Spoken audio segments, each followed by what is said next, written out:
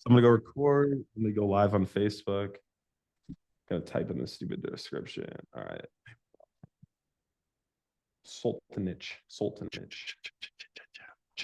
All right, bet. We're going live. Let's do this. What's going on, guys? Welcome back to another episode of the $1 Million Offer Show. Today we are meeting with and interviewing a very not well-known expert in this space, a copywriter, just someone who doesn't have many accolades, but we want to give him a chance, give him a platform. So Alen Sultanic, welcome to the $1 Million Offer Show. Happy that you were here. Thanks for jumping on. Hey, so are we on Facebook or Zoom? Yeah, we're going on Facebook. We'll have the recording as well. So how can I see people's questions and all that? Oh, there we are. Cool. Yeah, head over to Facebook. Yeah, guys, you have questions. We will charge you per question just because it's just his rate. But feel free to ask them. We'll send you an invoice after. But Alen, ask questions. Yeah, Alen, May 30th, 2022, you made a Facebook post in your group, Nothing Held Back, encouraging us to ask more questions, whether it was to get help or to get opportunity. And so I reached out to you and I asked you the question of, hey, would you ever let me interview you?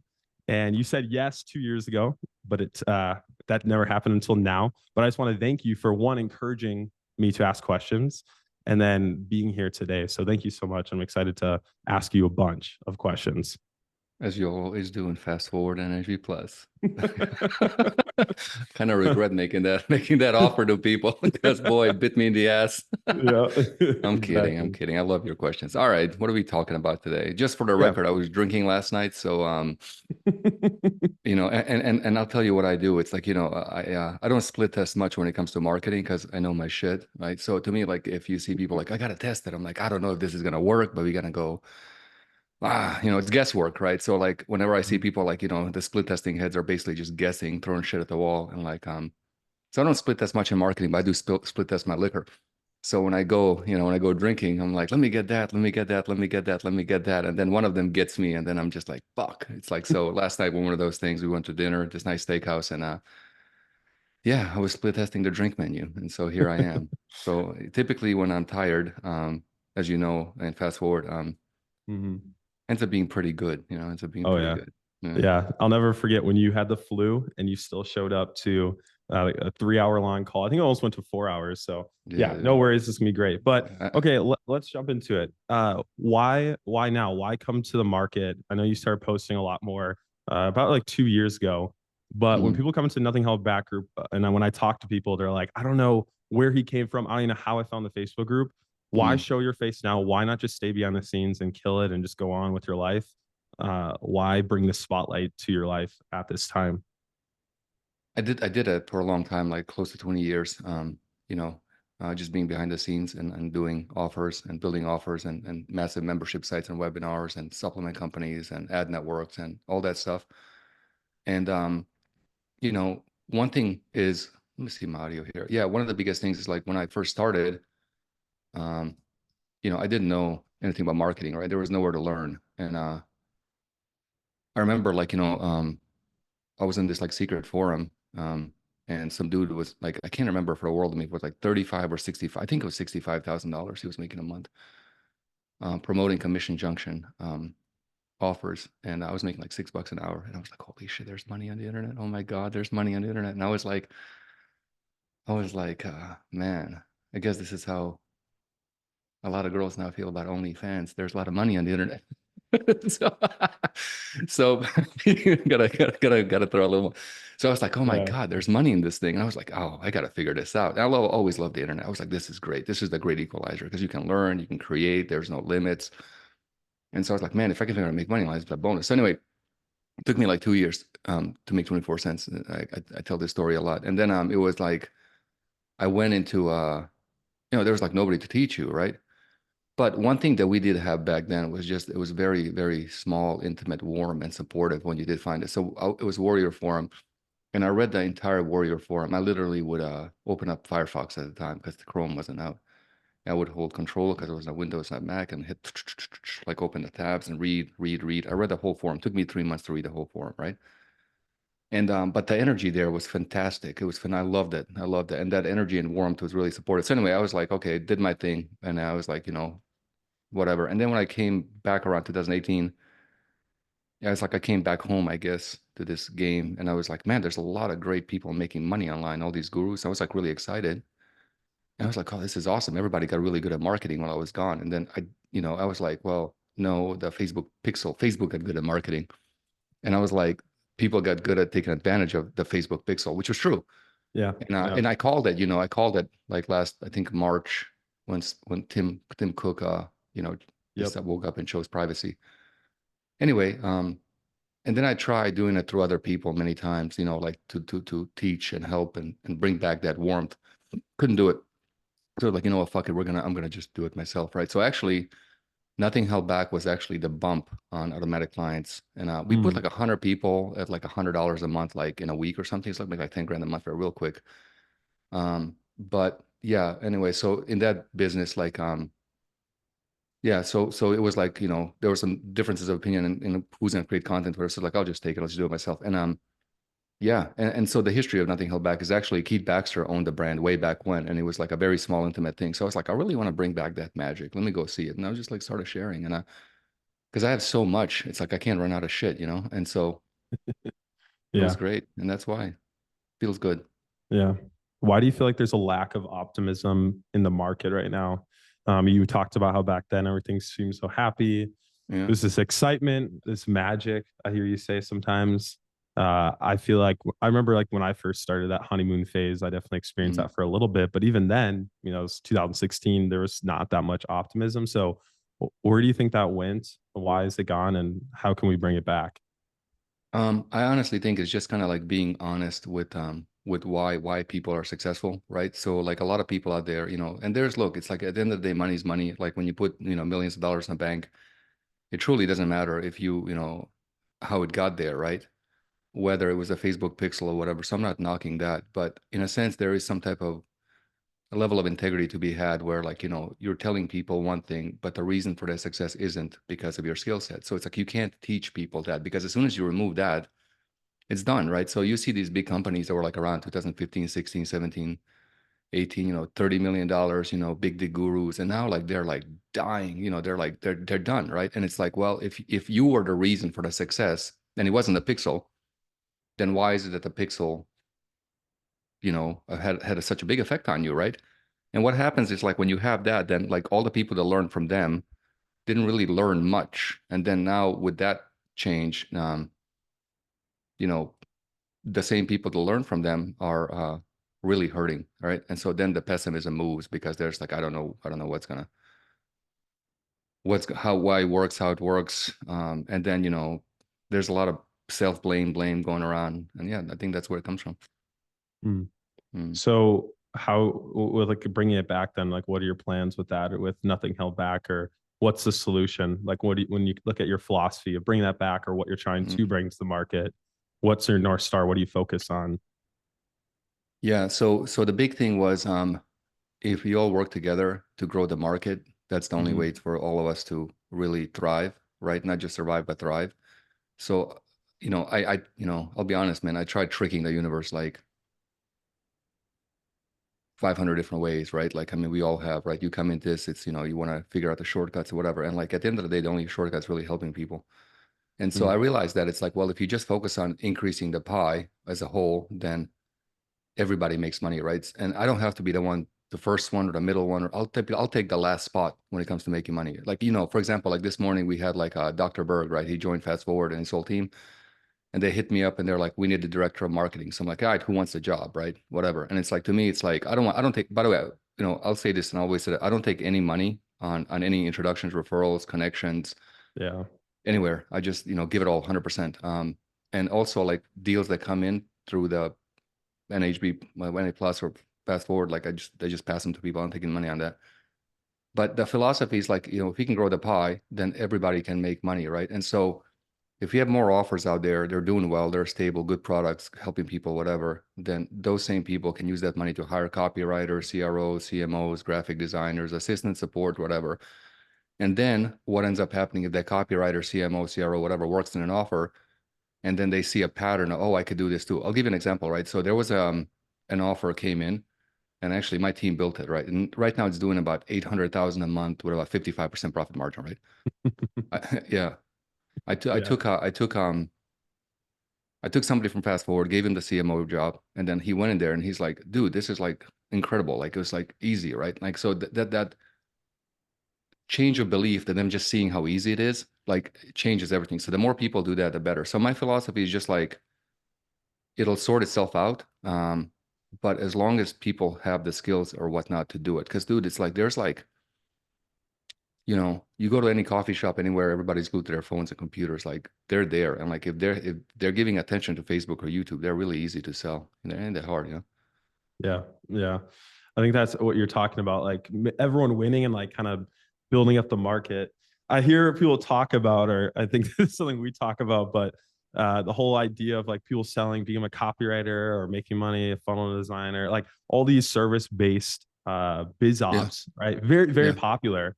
yeah, And nothing wrong with that. I mean, that's how I started doing funnel design when I was younger, all that stuff. I still write copy for people here and there, but I've always wondered and thought like, okay, well, if there aren't enough offers in the market, then who are these people going to work for?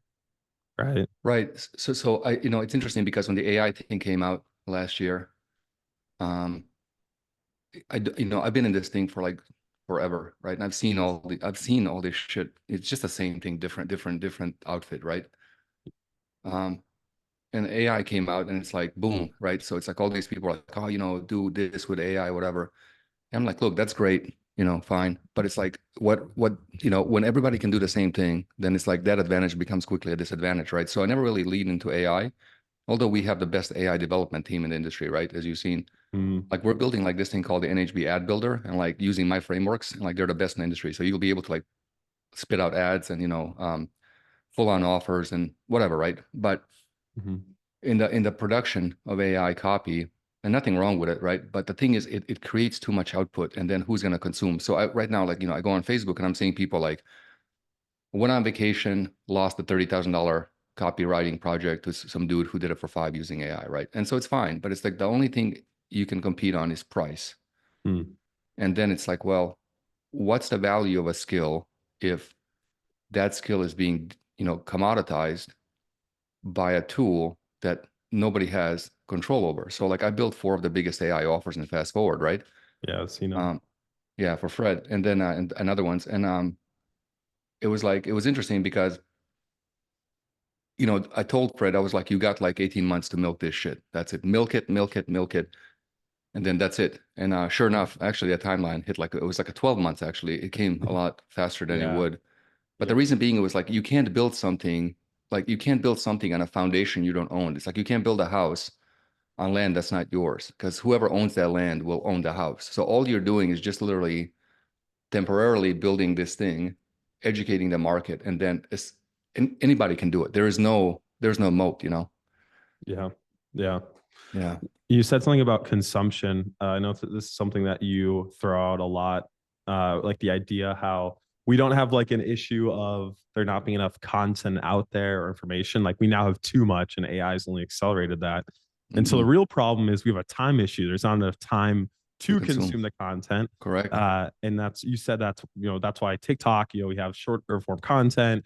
We're continuing to scroll, and even then we can't consume it all. And so talk about the issues of lack of consumption and what that does to somebody who's running their offer with marketing, selling, psychology, change work. Uh, where does lack of consumption affect the sales process? Yeah. So without consumption, there's like a connecting timeline, right? So you have a connection, consumption, change work, and then you have conversion comes out of that, right? So unless you can connect with somebody, you can't communicate with them, right? And without communication, you can't go in the mind to do change work. So we have to get in the mind to alter perceptions of the mind, moods, feelings, emotional states, resourcefulness, all that stuff, right? And so I'll take you back, right? So I had an ad network I ran, and I sold it around 2016. I believe we had like 8,500 companies using it. It was an email ad network, right?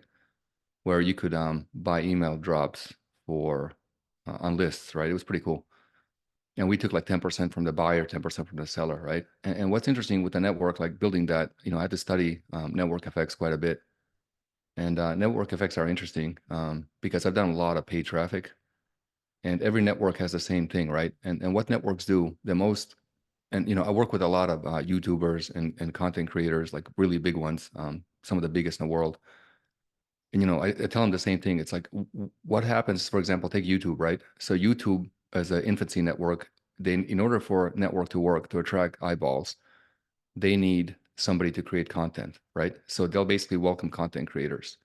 And the most engaging content tends to be controversial content, right? So you have like Alex Jones, Andrew Tate, conspiracy theory stuff, et cetera, right? So if you look at peak YouTube, it's about 2016, right?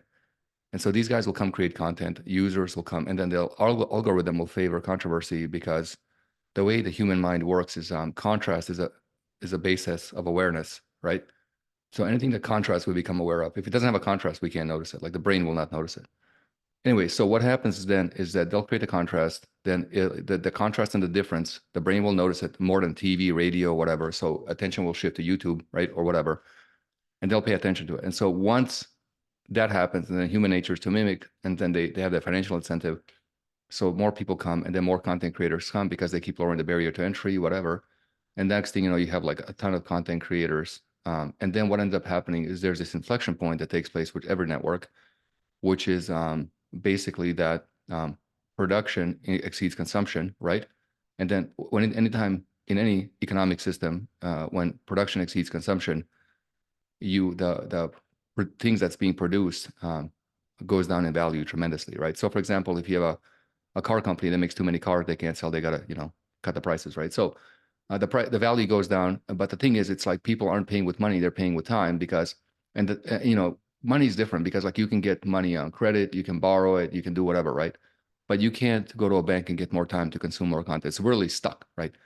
So then what happens in that transition point is that that ad network, be it or that network, be it YouTube, TikTok, Facebook, whatever, starts viewing people as disposable assets instead of assets. So they start disposing people, right? And then you have bans. So Andrew Tate got banned, Alex Jones got banned, David Icke got banned. So they start banning people, right? And then in this banning of people, what ends up happening is the next stage, which we're in right now, is that they start to change our rules. So with Dr. Berg's thing, YouTube decided like, their stance on alternative health. And so they're like limiting reach, right? So you can upload stuff all day long. Doesn't cost us anything to store the thing because we have massive servers. But where the cost goes is basically people viewing, the bandwidth, right? So they're lowering the bandwidth. And so a network has a fixed amount of bandwidth, right? So that's how they do the computation. And then organic declines, right? And so what happens when organic declines, organic creators that were making money are forced to go to the paid layer to pay the network for access, right? Promoted posts, et cetera. So right now, if you look at Twitter, right? Twitter and TikTok. So controversial content got banned from YouTube. TikTok allowed it. TikTok blew up, right? And then America was like, okay, you guys are, U.S. government was like, you a little too much, stop it. And then Twitter too. So Twitter was like, well, let's welcome controversy because that's what happens. Anyway, so that happens everywhere, right? And so when that happens, then you got to go to paid layer, and then and that's the only way. That's the only way, right? And so now what's happening is that, and we can talk about like scaling the negative and Yep. timeline economics and all that stuff. But yeah, that's kind of where things are going, everything. Yeah. Okay. So I mean, a lot of people probably hear that. I remember when I first heard that. I'm like, okay, what's the solution? Are all the mechanics out there? What's the process? How do we like fix this consumption issue? And I Yeah. mean, one of the ways the processes you created that has been extremely effective with scaling into the negative or being Mm, able to acquire relationships at scale is the mm, well-known automatic clients funnel, mm, your format of a self-liquidating offer. mm. I'm curious, you put that offer out what, like 3 or 4 years ago, I think, or when was it like it Yeah. was a while ago. Yeah. And even when I like rediscovered it 2 years ago, it had already been out for a while, but I was like, this is so crazy. Like, this is so like such a great product. It was still applicable. And the stuff you were saying then still applied to today. And then Hmm. 2 years later, today, even more so than now. So how like why is that process and automatic client style system so effective to this day? And then also just talking about how you're able to create such a good product, whereas I feel like a lot of gurus or other experts or just people in the industry just throw stuff out there and it breaks in like 6 to 12 months. So yeah, Hmm. talk about why automatic clients is still so effective today, what that is and the philosophy behind your approach that you taught in that program. Yeah. So back to the whole point on network. So basically what ends up happening is like in the network where, if your reach is low and you go paid for it, then the only thing to do is competing in economics. And we can talk about like, because I brought competing in economics with this industry, and now there's people like teaching it, but I don't. So there's more. Yeah, there's more. There's like multiple layers of it, right? And so they're like competing on one layer, which is the financial economics are the least effective out of all of them. They're important, but they're not the most effective, right? So when it comes to um the automatic clients thing, right? Like I grew up in direct response. Like I love direct response, right? Like I love it, right? And I'm one of the best in the world at it, right? But I also probably am the only person in direct response at this level who's willing to say, look, this thing has limitations, okay? A lot of limitations. And where it has limitations, like if you look at direct response as a whole, very few direct response companies reach over 100 million, right? And very few direct response company owners, have private jets and all that stuff. Now, a lot of these guys are like, renting jets, and like they're like Honda Civic size jets. They're like hunched over, you need a massage after the damn thing just to take some pictures with it. Or like they'll rent a jet and have like 15 friends take it, and like, that'll be on ads for 3 months. But, so with that in mind, I was like, okay, well, if direct response has limitations, why? Where do they come from, right? And where they come from is that this idea of hiding the sale, everything, there's no companies in direct response that last a long time, none, right? So like in the past 20 years, there's like MLM companies are the only ones survived, but that's because like they kind of like make their people eat the stuff, right? So there's no direct response. But like if you look at branding and stuff, 100 years, right? So I'm like, what's the difference? And so the big thing with direct response offers is, and this is why like every single process, like, I did webinars from like 2014, 2018, like way before it became a thing. Like we were making shit ton of money with them. We did like high tech. I did everything like long before people knew what they were. People weren't even aware of this game, right? Like I mastered it. And so the thing is, any direct response process tends to hide a sales process, right? And it only works so long you can hide the sales process, right? And as long as you can hide the sales process, then you can have this like switch, right? Where it's just like, well, it's not really free, can you kind of like have this finagle into it? So for example, when I first so I was the first, I didn't invent the VSL. So Keith Wellman actually invented the VSL. And there's other people claiming that they invented it, but Keith Wellman invented it, and I can actually prove dates on YouTube. There's a video of Keith. If you go to Keith Wellman video sales letter, you'll see a date of it. And then the other people that claim it, you can look at their claims and on archive.org and say, there's a guy, he's like, I invented a VSL. And I'm like, no, you didn't, you liar, because I know your offer, and I can look up his offer on archive.org, and I say, how come you're not using the VSL on that offer? But Keith Wellman had it 2 years before, right? But what I did was I actually, when Keith Wellman entered the VSL, I refined it. So I took the hero's journey, put it in there. And so when we did that, like we were doing like, $50, $60 EPCs, which is crazy. Like, you $50 a click. And the reason being is the audience was like, oh, this is an interesting video. And next thing you know, 15 minutes later, somehow it's like, give me $500, right? But over time, as everybody does a VSL, the audience is like, well, this really isn't a free video, is it? And so they become on guard, right? They become on guard. And so hiding the sales process. And so Legacy is like, just book a call. We're going to help you. And it's like, next thing you know, it's like, how much credit you got? And it's like, why are you asking me this shit? Or like, the group thing. It's a free group. It's a free group. It's a free event, but give me some money, right? Or it's like, it's an email list, but give me some money, that type of shit, right? So with like, it's funny, right? I've never sold one thing to my list. Yeah. And I don't pitch in a group, right? And it's like, I don't need it. But mostly because I do a lot of pull marketing instead of push marketing. We can talk about that. But anyway, hiding the sales process, right? And so everybody hides the sales process. So webinar hid a sales process. Book a call hides the sales process. And basically, like, who can hide the sales process first? So for example, when I invented a podcast VSL, right? That was basically, let's hide it in this mechanism of communication, right? And so with the automatic clients, the reason it has longevity is because it doesn't hide the sales process. It's there, right? And then also, there's like two segments of the market. You got like, well, three. You got unaware, and you got problem state and solution state, right? And so people only give you money in solution state. So automatic clients works a lot on solution state, where the ads can do the job of unaware and creating the problem state over into Yeah. moving would say. So it has longevity because it doesn't hide what it is. And then customers know. And if customers know, there is no resistance being built up to Mhm. the model, right? Yeah. Would you say though that the automatic clients or a self-liquidating offer for the people who haven't seen the automatic client system, would you say that it still is hiding the upsell path or is it doing something different? Like, does it still hide the sales process or the goal of it is to do that, or do you look at it differently? Yeah, differently. So what I realize is the biggest concept is money over time, right? Another limitation of direct response is basically that like everybody's really, hyper obsessed with day zero ROAS, right? So if it doesn't make money today, the offer doesn't work, right? So with the NHB platform that I'm building and we're to launch, it's like we're going negative a year and I'm gonna try to go 2 years. So basically we're gonna run like 12 to 24 months without any making money on it, right? And so what ends up happening is um the philosophy is like we're not acquiring just clients, customers, whatever. That's one off. Every single business, so if you look at, okay, who's got private jets, who's got whatever, right? And it's the people that own businesses and what commonality do those businesses have? They all have the commonality of people coming back to them over and over and giving them money, right? So, there's a Chick-fil-A down the street here, and it's like, you drive by and it's like there's a line of cars. And guess what? It's probably the same people going to Chick-fil-A, giving them $5 every day for like 5 years, right?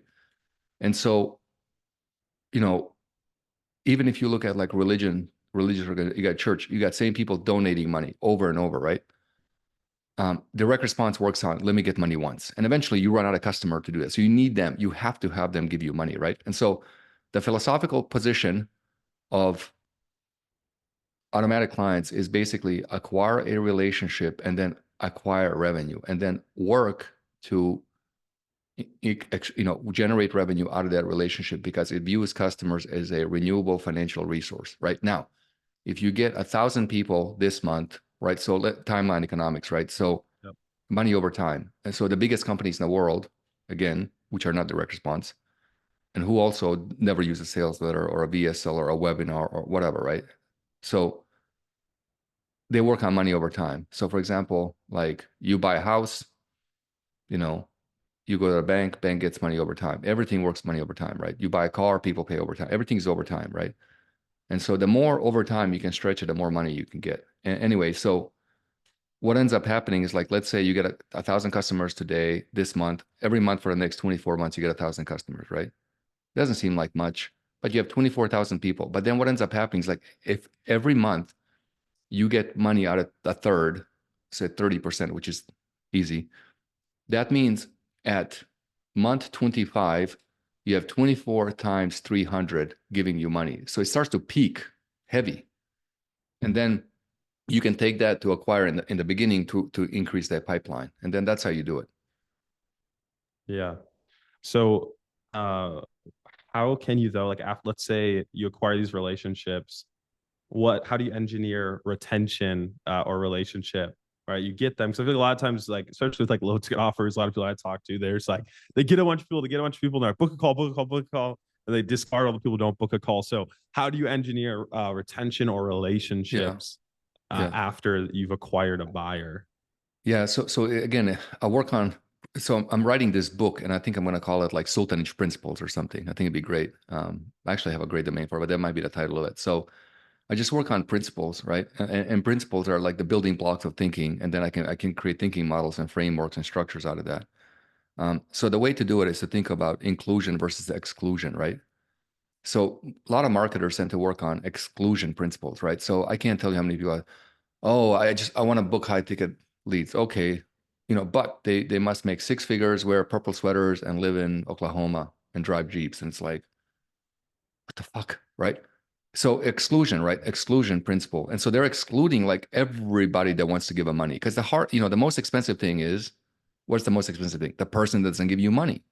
The most, like, if you just had people to give you money, you'd be fine. But the most expensive thing is a person that doesn't give you money because it's a pure loss on an ad spend, right? So then question then becomes, if you have direct response, if you have 3% of people give you money and 90% of people don't give you money, how do we sell the 97? Because here's what direct response does. 3% gave us money.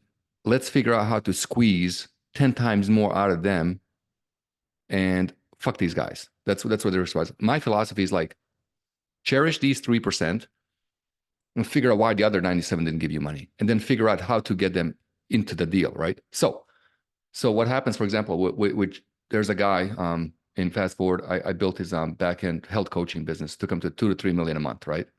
What did we do?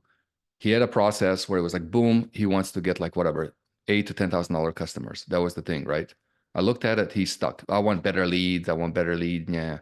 I was like, all right, cool. Me too. So let's like sell to people that actually want to give you money, but don't want to give you $10,000. How do we do that? Well, we just built this process where it's like, if they go to the qualifier and they can't qualify, then they're just downgraded. And this was a hook. You guys can use it, right? And the hook was basically like, hey, I want to, I want to help you lose weight, but one of the biggest things when it comes to weight loss is, you know, stress, right? And one of the biggest things that stresses people out are financials, right? And when it comes to financials, this program costs this much. So we don't want to offer you that to cause stress. What we'll do is we'll give you a same program minus a few things that you can upgrade later, which opens the door for like $1,500. Boom. He was making more money off that $1,500 thing than the other thing. And then the thing was like, how can we disqualify more people? How can we disqualify more people? And like literally that was the thing. So then it was like, then we switched it from,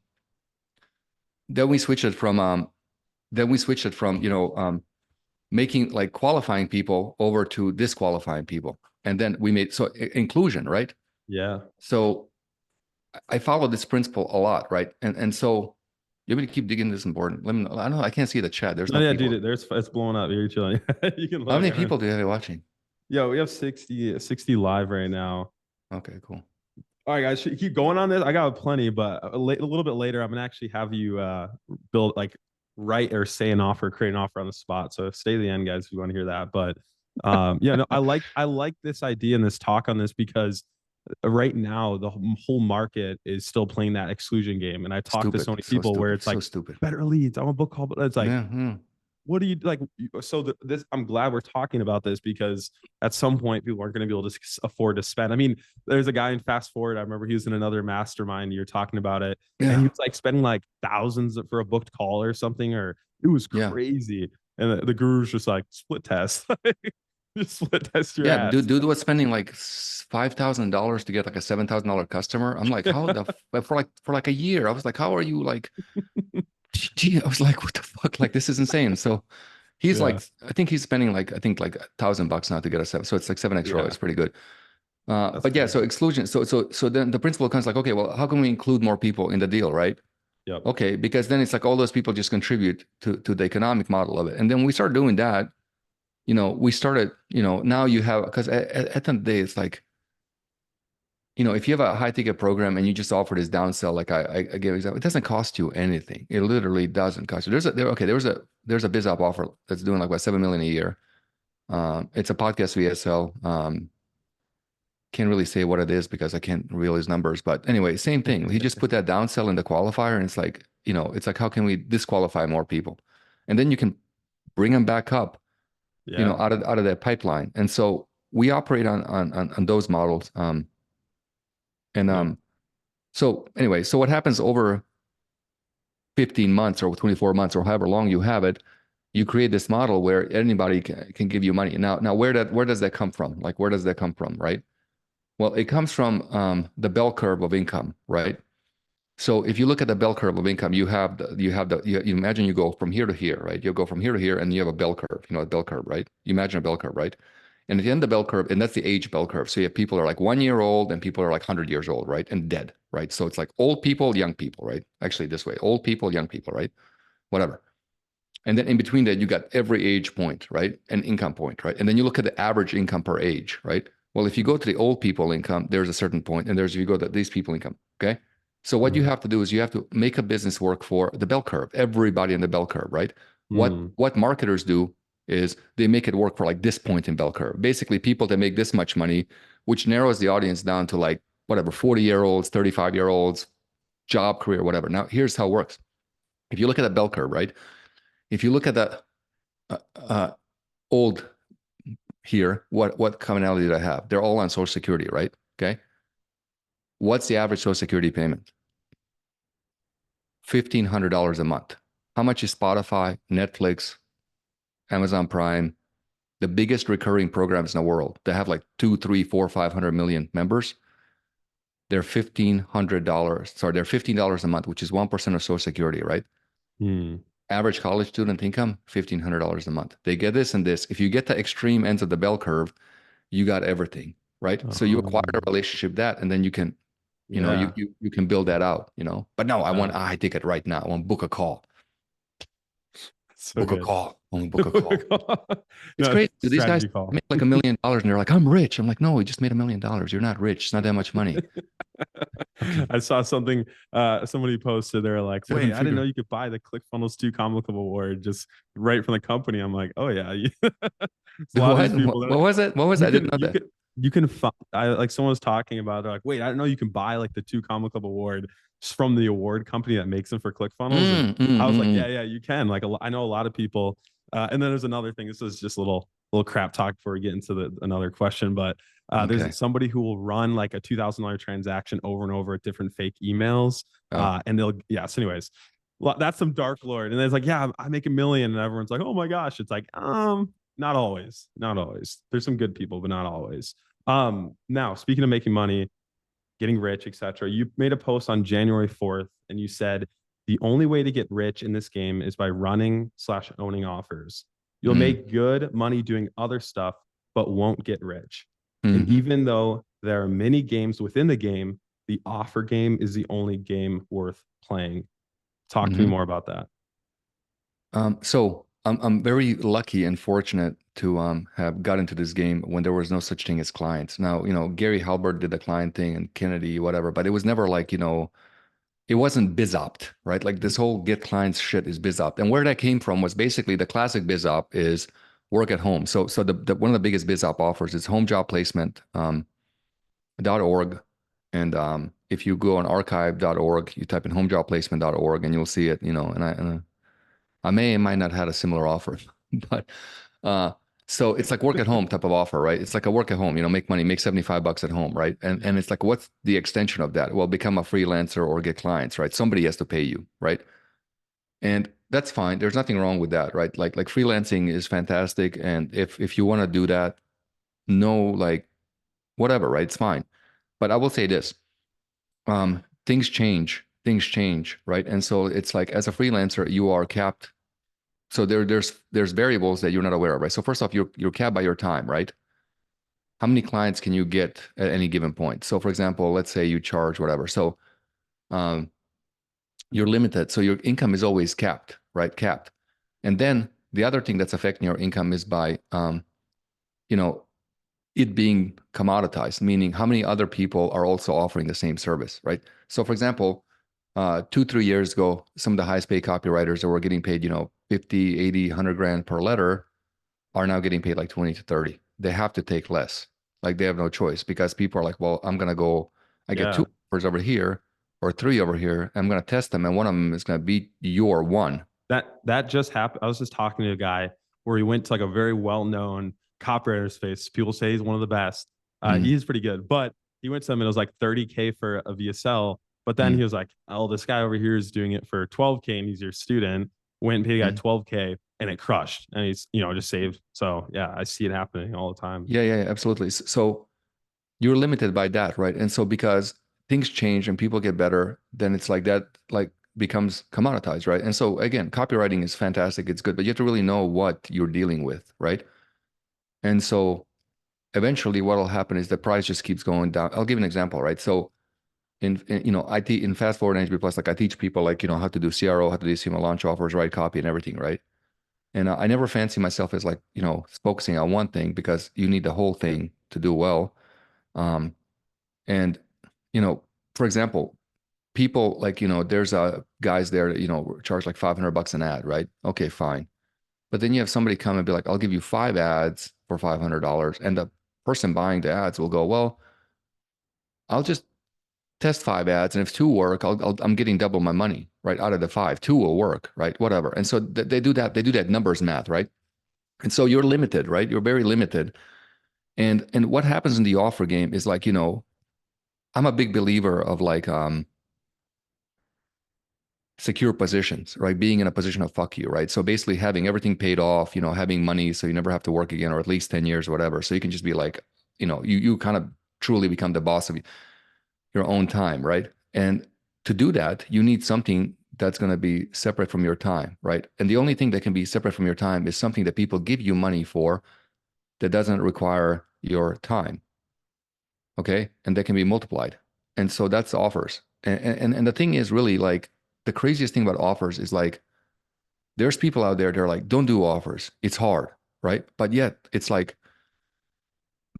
the same people make all their money because offer owners pay them, and then they also have their own offers. So it's like a little bit paradoxical and dishonest, Yeah. right? So it's like, why wouldn't you encourage it? Because what happens is if you don't grow the offer ownership in the industry, you're shrinking the industry by quite a bit. And if you're shrinking the industry, then it's like there's less money circulating and everybody gets negatively affected, right? And I've seen it because I've seen this industry die two, three times. And it takes a long time for the heart to beat again, right?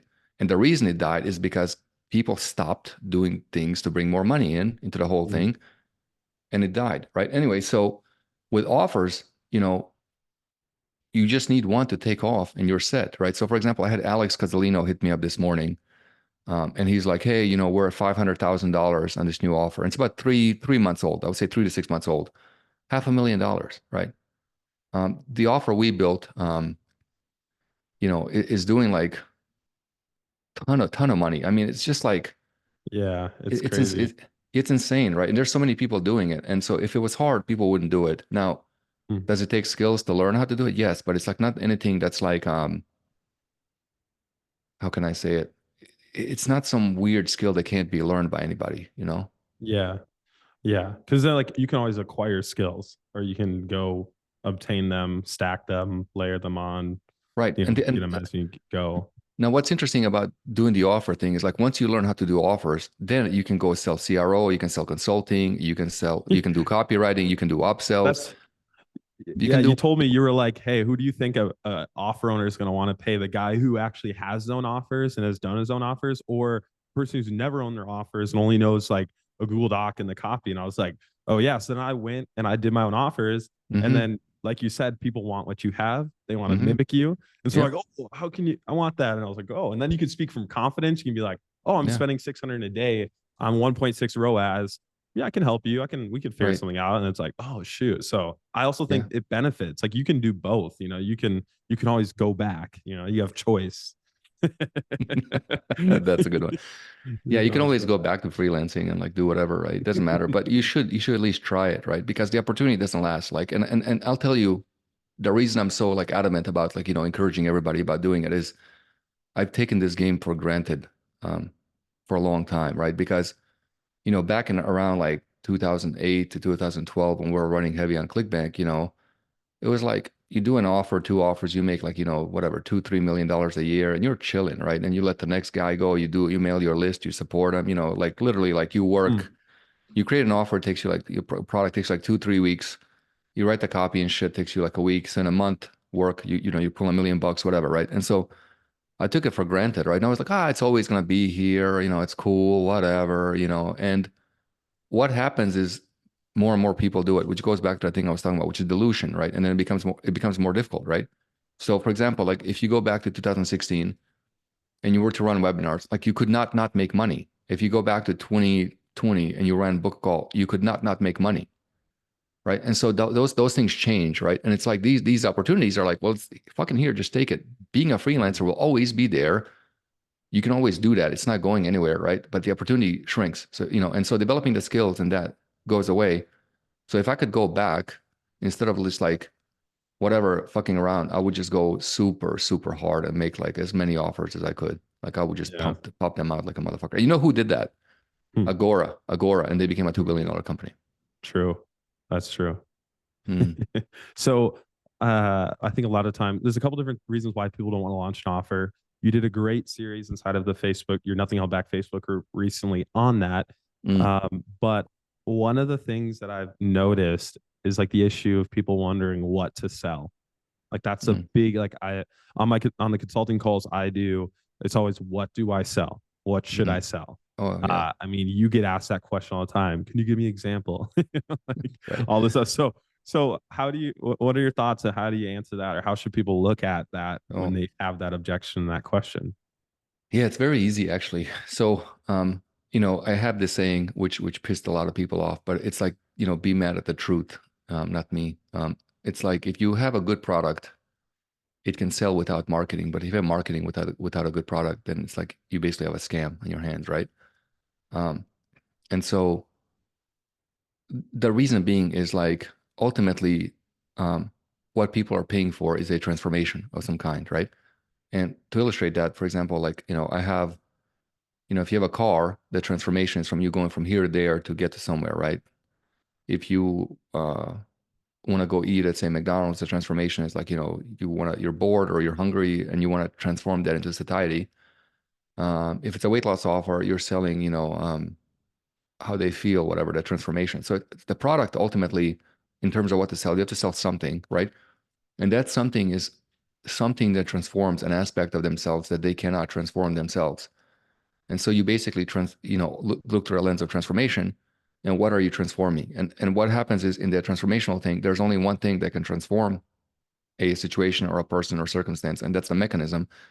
That's why I like mechanistic copy, because if you have a mechanism to transform, the copy writes itself quite easily, right? There's a lot of people like big idea copy, but to me, it was always like I see a lot of these guys are like, I spent a month looking for the big idea, and I'm like, well, if the product is right in front of you, where it's like what the fuck? What do you have in front of you? What are you selling? If it's like if it's not obvious, then it's like what do you have to finagle the?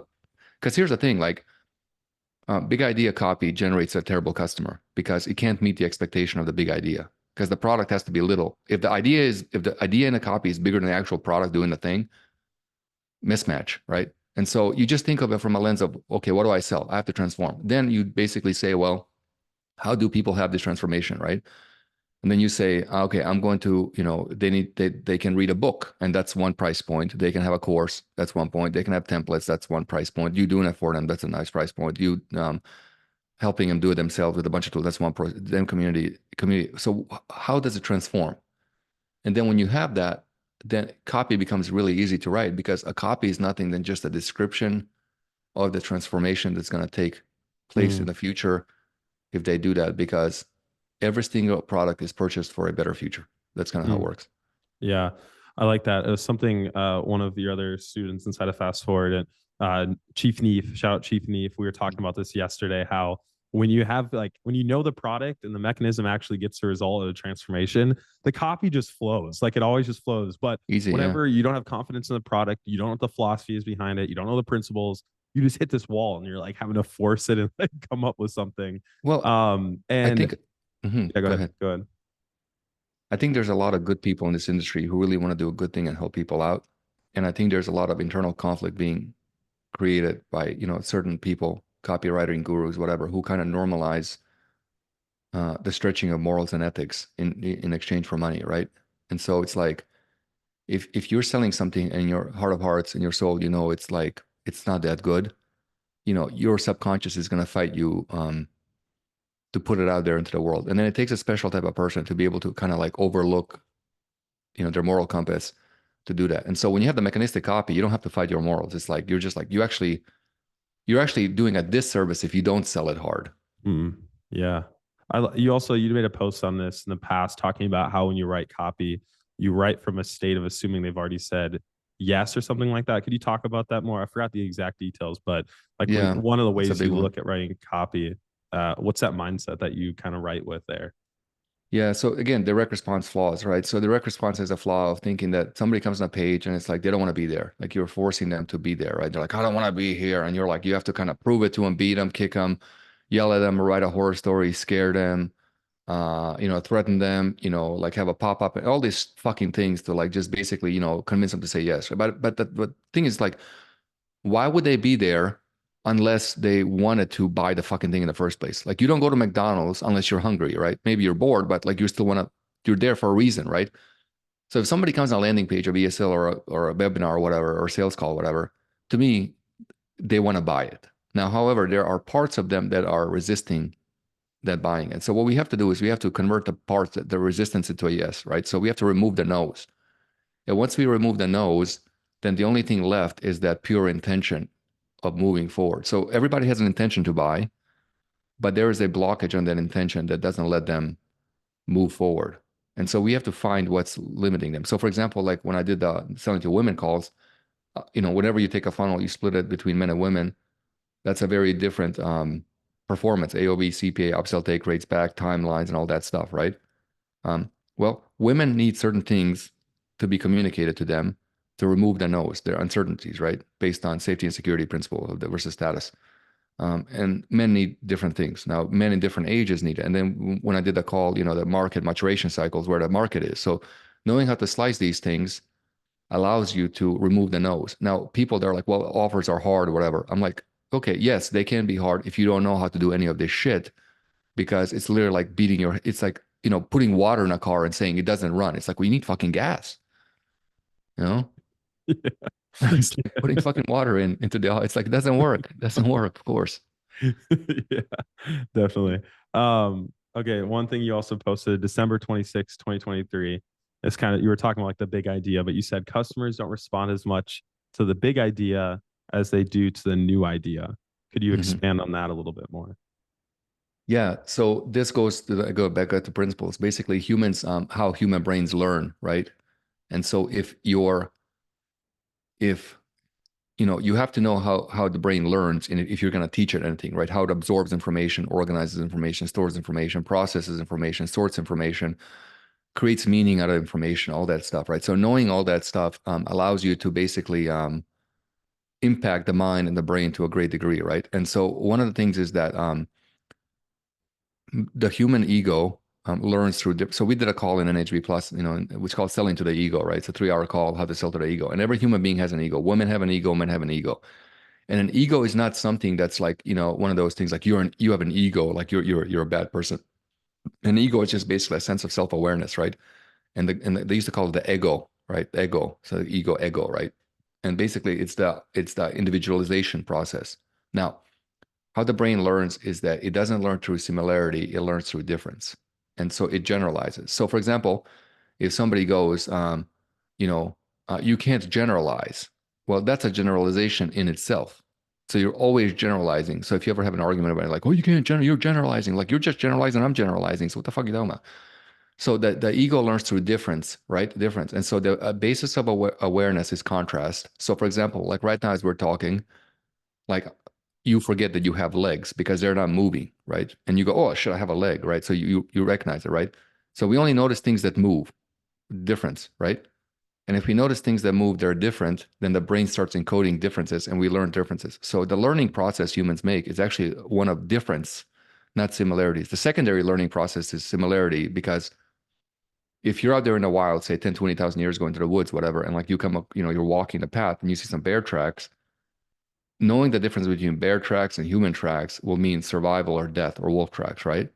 But if you're just looking at how everything is similar, you don't notice it. So it's built into us to notice differences. Now, if it's a big idea, it's just typically more of the same, whatever. But a new idea is that the brain automatically notices it, right? So if you look at musicians, so if you look at The Weeknd, if you look at Kanye West, if you look at any of these guys who kind of keep reinventing themselves, the Kardashians, whatever, who kind of keep being relevant, is that they operate on this principle of new and different to stand out, right?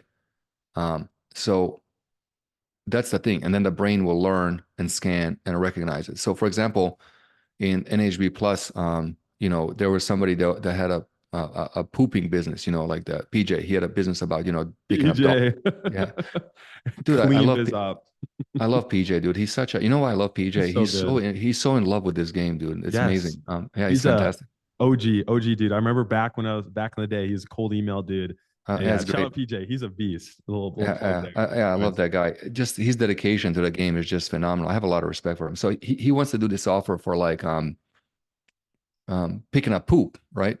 And he's like, how to make 10, 20K a month, right? And it was the same thing, which is like everybody else is doing. I did a post today, three levels of, faster, bigger, easier, right?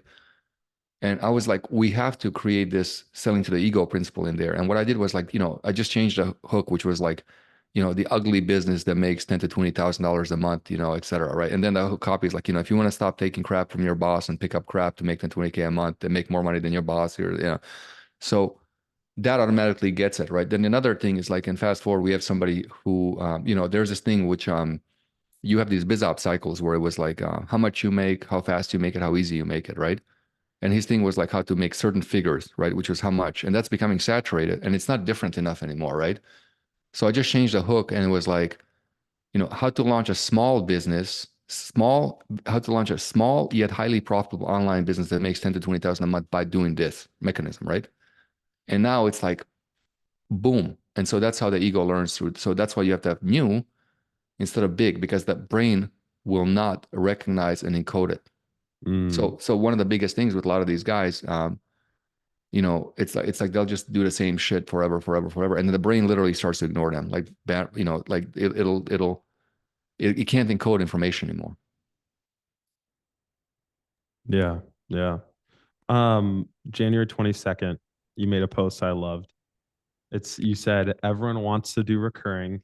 Oh yeah, No one we seems were to just talk realize that shit. recurring offers Yeah. need recurring problems, and recurring problems need recurring solutions, and Mm, recurring solutions require constant new content or hmm. software.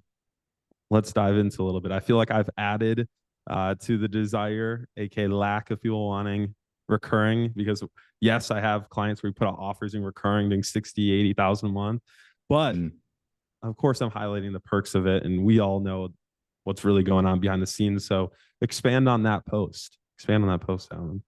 Yeah. So around 2008, 7, I had a supplement company, had thousands of people on recurring, and I was getting like, I was in supplements when a lot of these supplement guys were in like diapers. Um, And after that, I built like a membership site. We have about 5,000 people paying between 67, 97. So I've done recurring a lot, right? I've done recurring a lot. And my stick rates have always been like exceptionally long. We have something like 98% retention rate for 2 years in an HP Plus, which is like insane at that price point. Nobody comes close. I know how recurring works. And like I've seen this cycle happen again. It's like, there they go. Like, they can't make money in high ticket anymore because you know why they can't make money anymore in high ticket? Okay, hiding a sales process and that exclusion principle, right? So they're like, well, high ticket didn't work. I'm like, no, hiding the sales process and exclusion principle is why high ticket didn't work. But it's like, I have high ticket guys. I'm getting them at $2 to $3 million a month using these principles. High ticket didn't work. Yeah. So anyway, wait till I start my podcast. It'll be the biggest Dude, shit it's talk in gonna the be world. crazy. So yeah, Clip so it. so high ticket didn't work. Anyway, so they're basically but what you can need to do recurring. I'm gonna go recurring. So they start all doing the same shit, right? Like you could literally start like fake trends in this industry, and these fucking morons would do it. Really, literally, I'm gonna be like, like what was it? Like some guru would wore the Aura ring, and now they all wore the Aura ring or some shit. Like, but anyway, they just copy each other, right? Like it's like, um, and so right now they're just like, I'm gonna go do some recurring, right? Because all these reasons, right? And the reason they're doing recurring, not because they want to do recurring, they don't, because the high ticket didn't work. And when it comes to recurring, it's like, people have to have a reason to stay there, right? So they're just treating the recurring program as like a high ticket program. And it's like recurring game is all about, novelty and being innovation, transformation, and all that shit, right? And so they're just coming in with the same old shit, same old shit. Now, the thing is, this industry has a lot of mechanics, right? Like if you look at the Wealth Dynamics profile, mechanics and recurring are like oil and water. Like, don't fucking try. Just give up. Leave it alone. Don't do it. If you're Yep. gonna fail, you're gonna fucking hate it because the first thing mechanics do when they build a recurring program is how can I not do anything in it, right?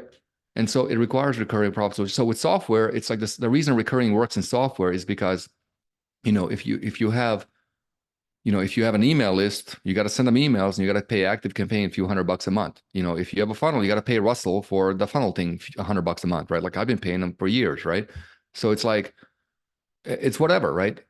But it's like it's a function and it's a recurring problem, but these guys don't understand it. And so when it comes to a recurring problem, you have to constantly solve a recurring problem. So in fast forward, like, I do hot seats and daily feedback and shit. And it's like literally airplanes falling out of the sky and it's like, fix it. And I'm like, you've seen it, like fix this, fix this, Yeah. fix this, right?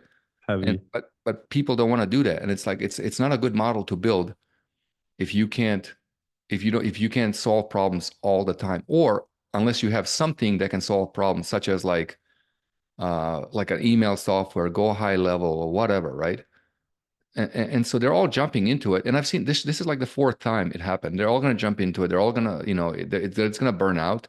Yep. and then they'll be on to the next thing, whatever, Yeah, I know. It's I remember I was talking to people after like who saw what we've done for Curring and they're like, I want to do it. And they're like, okay, so you're telling me I have to be in there weekly doing calls or Hmm. supporting people. And I'm like, all right. I was like, we're not doing this. Like, go Yeah. do high ticket, like milk it. And I love what your principle of like you said something like money today is better than money tomorrow or something. Could you expand on that? Like the idea of like the issue of retention and getting that cash up front over a Yeah. monthly amount of time.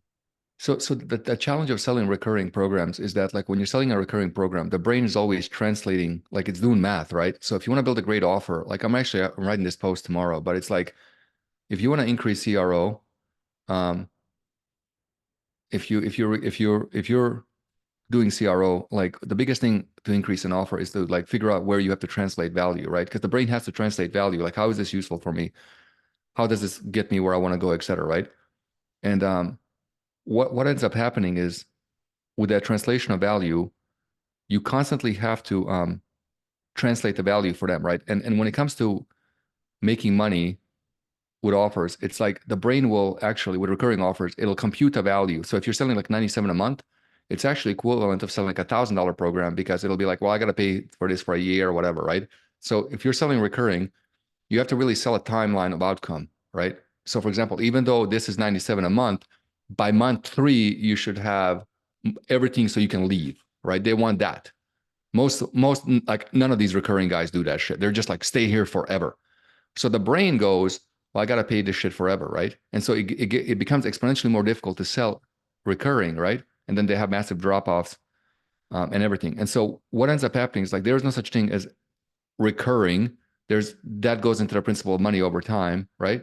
And eventually they'll leave. They're never going to stay forever unless you have an iPhone or you're a utility, right? You need electricity. So the key is to become a utility. Like Russell Brunson created ClickFunnels, and like he was the utility for quite some time, but now he's competition, right? Now he's got to deal with that. But so the thing is, it's like if you can take, for example, if your average stick rate's like say 8 months or 6 months at 97, and you're getting $600, then it would be better if you got $600 today, because even if you just put that money in the market and get interest on it, but what you can do is you can acquire more people. You can spend that 600 today to fund acquisition of more people, which go into that. So the best form of recurring is to sell them something to get them out of recurring to get that money up front.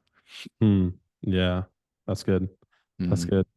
Awesome. Now you mentioned how in your recurring program, I mean, there's like 500 plus people inside the mastermind now or something, nothing. I don't know. I looked at the stats. It's been like 500 for a while. We got like Um, 600 now. 600, yeah, all paying like at least 500 a month, which is crazy. And I mean, they're there and we're there because you are, you We know, have, yeah, we have about 600, 300 in fast forward and 300 in NAV geez. plus. Yeah. I don't know how you do it. I mean, on those fast forward calls, people come and like, can you write my entire resell? And I mean, not that you do it all the time, but yeah, I would love to hear. I know we talked about it, but would you be down to Yeah. create an offer on the spot? Yeah, man. So just a fair disclaimer, I was drinking last night, so brain isn't functioning quite well today, but you can Let's fuck do with it. it. Let's put it on. You got it. Okay, so guys, in the comments below, what kind of information do you want to get? Do you just need like a market? Like what are just like basic? Like we did this on one of the calls. You Whatever. essentially said you need like a market or like a product or an outcome or Just something. need a market and what the product is and what it All does. right. In the comments below, guys, And let it me needs to some. know it like is it book a high ticket, book a call, low ticket, VSL, whatever. Yeah, we'll do just like I don't know. Do a VSL. It'll be a VSL, like just the opener into it. Okay, I'm getting some comments here. Um, let's see. I'm gonna pick. We can't let Alan pick. He'll just pick a biz op. Just kidding. Now you're the one that picks BizOp, but not me. Work on more non-BizOp offers than the BizOp. clean, no, I do health. I do supplements. Anyways, okay. Yeah, Let's see. Um, women's dating offer. How do you feel about that? Women's dating offer. I built a ton of those. Dang it. Spanish learning business. Built those too. He's done it all, guys. I'm trying to give him a hard one. We're trying to give him a hard one. Cat training. I tried to talk that dude out of that. He wants to do it. And I was like, Is he okay. still doing it? Do the fucking cat training. It's Better be good. some lions and tigers and shit, like Mike Tyson vibes if you want to train cats. Yeah. Okay, let me pick one. I gotta pick one here. Let's see. Come on, guys. We need some. Give me some good ones. I want to see good one. Uh, do the poop niche. What? The poop This- niche, the shit the- niche, yeah. The shit nut money. okay, do this. Let's do the Spanish one. English to Spanish. Offer Who's the VSL. audience? Audience is actually no. Let's do Spanish to English. Spanish, what? Coming to the States. Male market. But Um, I don't speak Spanish, so how is that gonna work? fine. Do English to Spanish. But And who's the market? Like, what's the market? it's a male market. Okay, And it's going to be like around 25 plus okay. out of college. What they And want to learn Spanish yep, they want to learn Spanish. They're trying to out get a of second college. language out of college, Okay, male, okay, VSL opener. okay. What's the And product? What's the pro? it's a course. You get a course, you come in, you get to talk to people who are fluent in Spanish. It's like a Discord. What is it? Like you learn Spanish? Yeah, you learn Spanish, you And become fluent, you get what coached. outcome do they want? Why they want to learn Spanish? I'm just making this on the fly, so I'm guessing, but I'm assuming they want to learn Spanish so they can travel abroad, go to other Spanish speaking countries, be able to be bilingual and the status of it. Like I know two languages. I don't know. I'm just pulling out the air. Can you work with that? Where do they live? They live in the States, like America, United States, Yeah, white males. Just kidding. gringos, Or gringo, it is Black History Month, so maybe you want to maybe we'll just get. gringo secrets. I sold a lot to that niche too. I sold to everybody, dude. All right, give us a Sold. VSL opener for a course coaching Uh, program. in Spanish? All right, let me think. Yeah, need to know like who do you, okay, Spanish they want to learn. I want to learn Spanish. Okay, Male, 25 plus, out of college. because they want to travel. Yeah, they want to go travel. Maybe they want to work in a Spanish speaking country. They want to have social skills going abroad. Go to Mexico, go to I don't know, Cabo and ball out. They want to Do some drugs, maybe. go to go to Miami, Do go some little drugs Latino. in there. Watch Scarface. Watch Scarface a few times. Talk a little shit in Spanish. Yeah, Yes, Lana says it's for the guys who want to go to Colombia. yeah, dude. Colombia's great. All right, cool. Um, yeah. So basically, like the audience is a little big, so I'll I just know. improvise, right? Because the audience is kind of like this, like flat, like nothingness, right? Do you want a better audience? I can give you a better one. I got a couple more Finance pros is fine. for Do Spanish. finance. Yeah, learning Spanish and finance. Yeah. All right, do It it. needs some type of like flat. So basically, it'd be like, there's a, you can just do like a, when it comes to finance, when it comes to finance, there's two types of people that make it. It has nothing to do with school you went to, how connected you are, what you do, etc. Blah blah blah. It has everything with who you can work with, right? As of right now, every single bank you walk into, investment firm, yada yada yada, they cater to English speaking people, but the massive opportunity they're all missing is the fact that, say, I think like 20% or 30, like whatever, 20% of the United States population is Spanish, and and half of them don't, like a third of them don't speak English, right? And many of them have money, which means if you can speak Spanish, it opens doors that normally wouldn't open, doors such as blah blah blah blah blah, doors you can walk through. Now we're using some metaphors. Doors you can walk through, and these doors are your opportunities to walk into new position, opportunities, chances to connect, communicate with people, and turn and do something, have access to something that nobody else has, which will allow you to blah, blah, blah. Therefore, you can make this much doing this much of this. As of right now, I go on Indeed.com, pull out there are 1,700 positions. They require a finance position, and they pay this much more per each position. And the reason for that is because blah, blah, blah, blah, which means, and so I'll translate it only you know, in 3 years, you can make more than you would in 10 years. And within 3 years, because you learn Spanish, you can go to Colombia, do cocaine, and have a whole bunch of stuff in there. hey, Yeah. it's Christian podcast. Yeah, yeah, yeah. Good. All right. So yeah, that was we can do more. Yeah, do another. Okay, so entrepreneurs, biz op entrepreneur. Just kidding. Entrepreneurs, productivity. So focus. To have more focus while they're working. They're obviously like we'll go for like the 25 plus still again male market. Yeah. We'll do a female one next, but yeah, Yeah. productivity. It's a AC VSL or Oh, just like a easy. I VSL. already built one. I already built one. I'll just repeat what I said. I already built one Mhm. and fast forward 2 weeks ago. It's crushing already. All right, share it. All right. So basically, like you're 25 now, and have you ever thought about what Elon Musk, Jeff Bezos, Steve Jobs, and whatever we're doing at 25, right? Yes, yes, they partied, they had fun, they did this, but they had something that you don't have, and that something was the ability to focus on the thing at hand. That focus, being able to focus, is the reason they were able to do X, Y, Z, do X, Y, Z, do X, Y, Z by the age 30. In fact, this one became a billionaire. This one did this one does this. And today, Elon Musk is the richest man. Bill Gates says this guy says that. And there you are at 25 years old, looking around, wondering what you're going to do. Okay. And the only difference between you and everywhere you want to go is your ability to be aware and attention and pay attention to things. Attention is a narrow band of awareness, and focus is a narrowing of attention. And what you focus on grows. So are you going to focus on doing this, or blah, blah, blah, because you're already focusing, except you're focusing on the wrong things. So here's how to, and the reason you're focusing on wrong things because you don't have control of your focus. So here's how you take control of your focus and focus on what matters so you can do blah, blah, blah, blah, blah. That's an actual offer I built like 2 weeks ago. It's doing really well. Yeah, Hyper-focused sweet. entrepreneur. You'll see it ads on. Probably seen ads already. They're party running. Yeah. All right, Lana, give me one for the female market.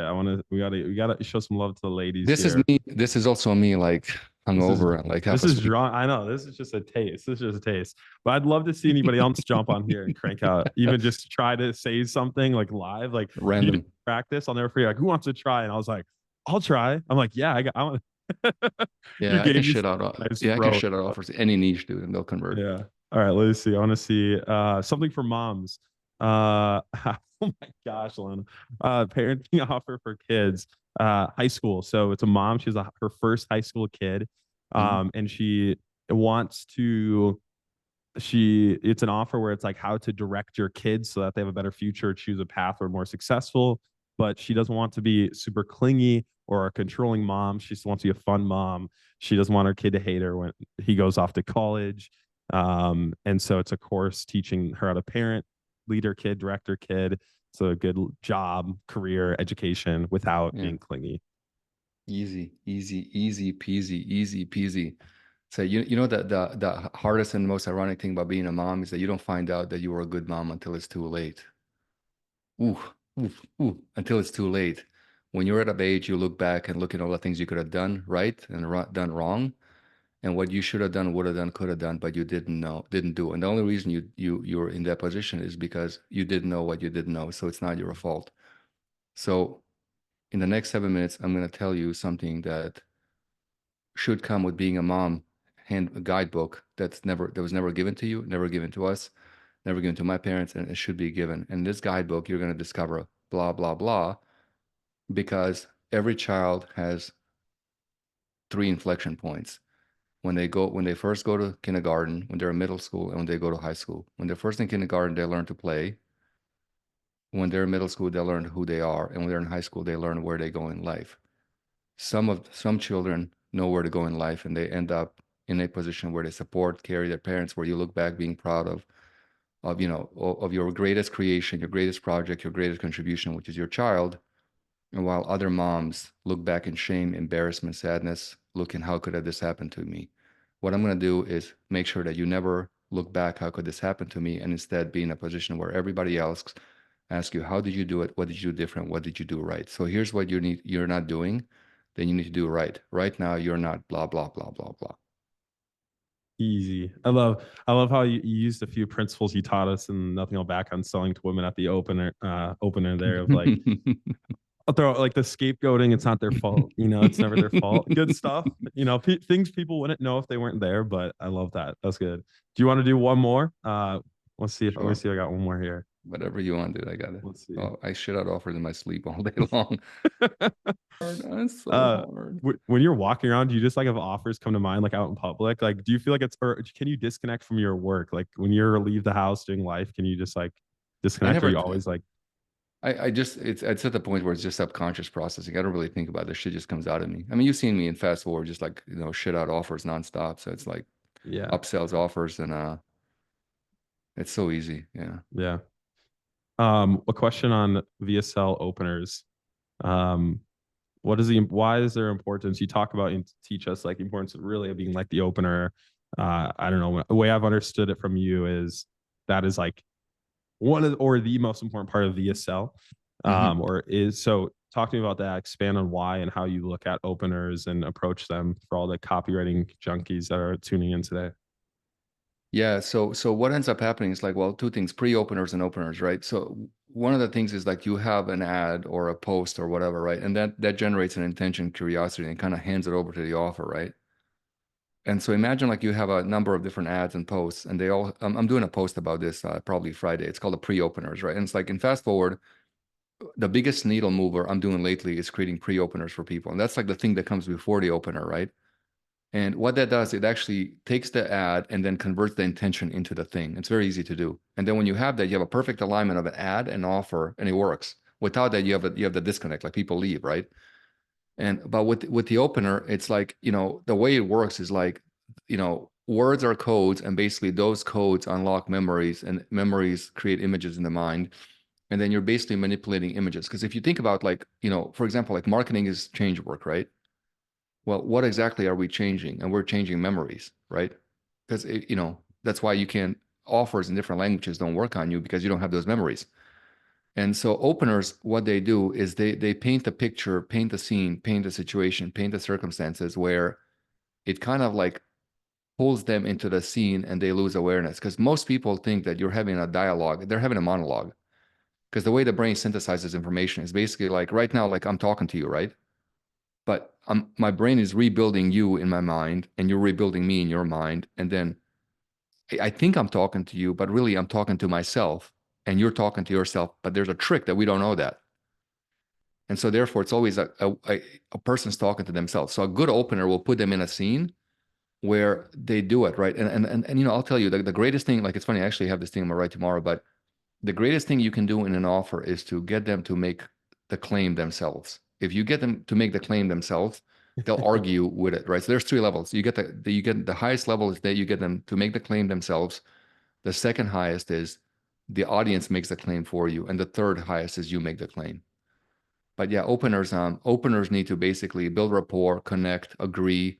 They should never disagree with somebody because it goes to that level of um, that difference. So if you have too much difference, then automatically you put somebody in danger, and then people get freaked out, right? So you never want to disagree. You want to agree, then you want to associate them. And then what happens when you have that agreement, then you flip it over into the energetic flow, you know? And so Yeah. a good offer, what it'll do, good opener, will get the audience to completely lose awareness. Mm, And then what ends up happening is then you get into the subconscious where the timeline, the structure of time is different than like the time in the conscious mind. And then like you can do all sorts of things there. that's good. That's good. Yeah. One little, this question may lead to some more open loops or things to talk about, but it's kind of the last big one here before I let you go. What is an offer? You have people running around with purple books saying what an offer is and thinking it's a guarantee. You have people out here, you even have people like me with my own opinions or other people saying, oh, it's this or it's that. It's a claim. What is an offer? Can you just like, how do you sum up or explain the principle? What is an offer? Because you have people saying, oh, you need a good offer. You need an irresistible offer. You did it, and then someone's like, I need a better offer. And they sit down and they're like, well, what part is this? My risk reversal? Like, what is an offer, Alen? Break it down for us. Give us your thoughts and opinion on what an offer really is. Yeah, so it's interesting because nobody really knows the history where the term came from and how it came from and why do we call it such a such a strange term, isn't it? Like an offer. It doesn't, it's kind of like you ever like think about it, it's like it's kind of weird to call these things offers. You don't go to like, you go to the mall and be like the stores have offers, they just have products, right? And so offer basically it's like what you're offering to the market. Okay. And so when you offer something to the market, basically what you offer to the market should change the market in some type of way positively, right? So ultimately, an offer is something that changes the market for the better, because the only reason anybody buys anything is to change something. There's no other reason anybody buys anything. Any transaction, you cannot have a purchase, like be it a watch, a coffee, shoes, a pillow. You are trying to change something. So you got that nice microphone, right? You wanted to change how you sounded. You want to change something, right? And that's all an offer is. It's something that changes something for somebody else and that makes their life better. That's it. And what So copy does, marketing is communicates how that works, and the product does the job. That's it. so then with people looking at like, okay, I need to improve my offer, or if they're coming with an offer, then the question is, how can I create a better product that creates change that a bigger market wants? Or like the question really is going deep is like, oh, is my product creating enough change or the change that my market wants? Is that then the question when looking at, or when people say, how do I create a better offer? Well, you ultimately create a product for one person, right? So like in the universe, there's only one number, right? Which is one. And so, for example, if I think of number 57, there's 57 ones repeated one time. And so it's deceptive, right? So Mm-hmm. same principle applies over to offers. It's like we truly create one thing for one person. And if that one person, so long as they're the average sum of other people, can follow through the process and get results, then basically, theoretically, when you extrapolate it, if a million people do it, should also get results, right? So you don't, the biggest thing with building a business or an offer is thinking that you're building it for a million people. So when you build a business, you're building it for one customer, right? And then the customer multiplies itself. And then when you're building an offer, you're building it for one person, and that customer multiplies itself. So all you have to do is just bettering, creating a value for one person. And then so just so happens with the mechanics of the magic of the internet that most people can get value out of it, right? Um, that's it. It's really not that hard when you think about it from that lens of just one, um, that transformation. And then the question becomes like, well, what is it? Like that's kind of a bit of an abstract idea in itself. So you just have to think about, well, anything that has a transformation has a process, right? So for example, if you look at a car engine, you turn on the car and a whole bunch of things, gas goes into the thing, explodes, moves, right? That's the thing, right? Electric car, electrons flow. So it's a process, right? Everything's process. And so how does your process a sequence of events that if they have input into the more input they have into the sequence of events, the lower the price. The less input they have into the sequence of events, the higher the price. That's it. And so if they go into interact with the sequence of events, what sequence of events generate the result? The transformation. And that's an offer. That's all it is. And that's all we're doing with copy and everything. We're just communicating that. Mm-hmm. That's not that hard, And so um, I'll say this. It's interesting because like I don't know if you have time for this, but like if you know Oh yeah, we got. Hey, it, Alan, come on. I got like I have 10 more questions. I didn't just have all one right. more. I'm on your schedule. I want to. You got to get to those fast feedbacks later. So I need you to Yeah. critique my copy. Yeah. Yeah. So like if you look at like if you look at um if you know what audience you're in, sorry, if you know what business you're in, if you know your audience, then you can become very strategic. If you don't know what business you're in, and if you don't really know your audience, then you have to you have to be tactical. And so when I'm competing with like a lot of these dudes in the industry, right? Like I can observe like based on their moves, you know, random new shit they're doing, what type of ads they're launching, how they're switching their operating procedures, like, high ticket one week, low ticket next week, recurring next week, whatever, right? And like I can see how they move from trend to trend and what they post. I can see if they're tactical or strategic. If they're tactical, that tells me that they don't know their audience, and they don't know what business they're in. And they're really easy to like, they're not like, there is just like, there's no competition. And like, fortunately, none of them know what the hell their business, well, most of them don't know outside of fast forwarding and energy plus, like what business they're in or how to be strategic, right? And that's really the big distinction, knowing the audience, knowing what business you're in. Now, if you know what business you're in, then it becomes very easy to make money. So, for example, that's where your competitive advantage comes from. So, Amazon is not in the e-com business; they're in the logistics business, right? So they're in the logistics business, and like because they have the best logistics in the world, it just so happens that they can sell shit through e-com, right?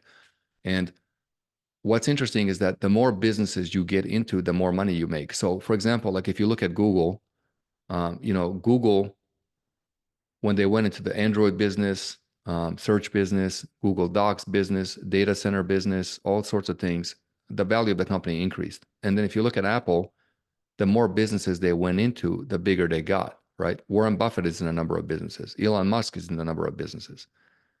So when it comes to Elon Musk, for example, people think he's in the car business, but he's not. He's in the energy business. So with him, the play there is basically to create infrastructure through Solar City. And so when all cars are electric, then they got to all give them money, right? For that. Then he Mm. doesn't care about that. Yeah, that's good. Yeah. What are you in the business of, Alan? Man, what am I in the business of? I can't tell you that because there are people going to steal it from me. Yeah, they're gonna, the what? Conflict I of want to say. interest. I remember you said it in a video, or you said something in a video once, but I won't say it here. We'll keep it too dark, Lord, for them to Oh understand. yeah. Yes, yeah. So most don't know what business they're in. And it's a real good thing because as soon as you realize what business you're in, it becomes really easy to make a lot of money in the business, right? And Yep. so what's interesting is like, you know, Coca-Cola isn't in the drink business. They're in a feeling good business. So all their stuff is just feeling good and socializing. And so is McDonald's, right? Like the children's playpen, whatever. Like, so it's like, you know, why do adults go to McDonald's? Well, you know, you got to drag kids there, right? Well, you got to get something to play. Well, how do you create a next generation of customers? Well, if you're a fucking kid and you went to McDonald's and you played and you remember those memories, you're gonna go back to McDonald's when you're an adult to eat the burgers, etc., right? So McDonald's is really in the memory creation business, the Hmm. experience business. And what's interesting too with them, their past branding has started to attract negative, you know, unhealthy. So they're rebranding the colors because colors and stuff tend to Yeah. colors and smell tend to associate with the thing. So if you go to McDonald's now, it'll smell different and the colors are different, very subtle because the scent is the oldest thing to trigger memories. Hmm. Yeah. Hmm. How does one figure out what kind of business they're in for all You the really, process people here who are like now derailed? oh my Where's God. the process, Alan? How do I use this in my headline? Come on, dude. Well, we have a big call on Entry Plus if you're not watch that. It's like a 2 3 hour call. There you go. The business you're in is never the business you think you're in. It's never the thing, right? It's never the thing. So once you know what business you're in, so for example, like Active Campaign isn't in the um, you know, email software business. They're in the communication business, right? And so their expansion will naturally lead to how do we communicate more with customers, you know? Hmm. Yeah. Yeah. So for example, like Go High Level isn't in the software business because their software is arguably not very attractive. Um, no, I'm But serious. I mean, it's no, good it's software. true. Just it's not. It's It's you know, ugly, dude. It's yeah, it's like those ugly. old biz op softwares that we used Yeah. to It's not. You know, but they're not in the business of software. They're in the business of basically reselling software. Aren't they It's like essentially helping. biz op? They're like a biz. They're like in the business of biz op. They're in a business of helping agencies make money, right? That's it. So they're like an economic engine for agencies, right? So like if you're Russell or somebody, you want to compete with them, well, make a version of ClickFunnels that there's no support or anything to do that. Right now you got it, you know, give 100. So it's like that's the thing. So they're in a business. So you got to look at it. So it's like if you try to compete with them on the software side, you won't win. But the way you beat them is you compete on the other thing, which is what business they're really in. So you have to know what business they're in. Mm, And the mm, good thing is most people have no idea what business they're in, which makes them like super easy to beat. yeah. Mhm. Yeah. That's good. Cool. I got a few more if you want to chat. Then I Yeah. got to Let's bounce. do it. Got to do Also, gym guys, if thing. you have questions, I'll be looking. I know you guys have dropped some. I'll do my best to throw these in here. But again, we will be sending you an invoice if we answer your question. So just be aware. But uh Ascension. Mm, Now, there's a lot in Ascension. mhm, There's so many different ways. So we're not going to go super, super deep here, but a lot of people, low ticket offers are a big thing. Um, we have all these people running around talking about it. All of a sudden, all the high ticket gurus are low ticket gurus and info mhm. product, whatever. It's a new hype. And I feel like by the end of this year, it's going to be even more popular again. So what I've noticed and what you told me though is that, if you can't get the ascension down, the whole model breaks because the whole point, like you said, is acquire relationships, make money over time, all those principles you just talked about. And Mhm. so how do you look at ascension? Where do you feel like people are going wrong with ascension on their low ticket offers and what you're seeing? Um, yeah, what are some of those problems that you're noticing people are running into and just aren't aware of? Yeah. So the biggest fuck up that a lot of these guys do, And most of them have no idea what the hell they're doing, honestly. Like they're just literally figured out that like if I tell people that I know how to make money online, I can be a business expert, right? And so, you know, and the reason you know that is like if you take BizOp off the resume, there's nothing. Um, so in low ticket, what ends up happening is that once they buy something, they go back to lead status. And so most people don't treat them as like a lead. So like the way you treat a lead and a customer is very different. And lead requires a lot more nurturing, caring, follow up, etc. So they go back to the lead status. And then, at that point, you have to look at the consumption of your content, right? And so, without consumption, there's no conversions. So you increase consumptions, you increase conversions. So when it comes to consumption, you got to look at all the points like 7-day fast starts, upsells, whatever. And then the first thing to increasing ascension is to get them to make more decisions, right? So historically speaking, people that buy upsell one tend to be the bulk of the back end buyers, and the reason bulk of the back end buyers is because they're double deciders. So they decided twice they want the thing, right? Not just once, which basically like more intention. So then the question becomes, how do you generate more intention? Well, that's money and time. So you got to get them to decide on things. Now, you don't have to get them to decide to spend money with you, but they need to decide something. So they need to upsell one, decide to build a funnel, decide to go get a ClickFunnels account, decide to sign up for Go High Level. You just got to get them to making decisions. And the more decisions they make, they get into this decision momentum. And I think like after like 4 or 5 decisions are made, like they're basically autopilot ascended, right? So that's really a big one. And there's a bunch of stuff I can't share here because out of respect for NHB Plus Yeah. Yeah. We don't and want to. Fast Forward. So I want those guys to have massive advantage. But there's a whole bunch of things we But do yeah, there. that is so big though. Like the one of the things that a lot of people don't realize and that I learned and you taught was that thing on like your upsell buyers are kind of showing their hand on being the best back end buyers. And so one thing I tell our clients with our AC funnels is the people who buy like your sales team, they should prioritize the people who are buying the order bumps and the upsells. They should go after those people right away, get a connection with them, get on the phone with them because they are making those decisions. They're more automatic buyers, like you talk about. Right. And they obviously value their time over money and they have more money than time usually. So I think that Well, alone, if people focus on that, is going to be huge with their low ticket funnels. right. So like again, it goes back to knowing how the audience works so you can be strategic. So it's like there's automatic buyers, frequency buyers, time duration buyers. So like automatic buyers buy everything up. Time buyers need like I need to interact with you for 30 days before I trust you or feel safe with you. Then there's people that I need to see something with you 7 times. There's people that are like, I need other people to show me. So knowing how to slice these people is important. But in essence, you have to get them to consume, right? All consumptions comes from time. So you got to get them to spend time with you. The more time they spend with you, the more you can ascend them, right? But then, you know, ascension is a tricky word because that means like to spend more money.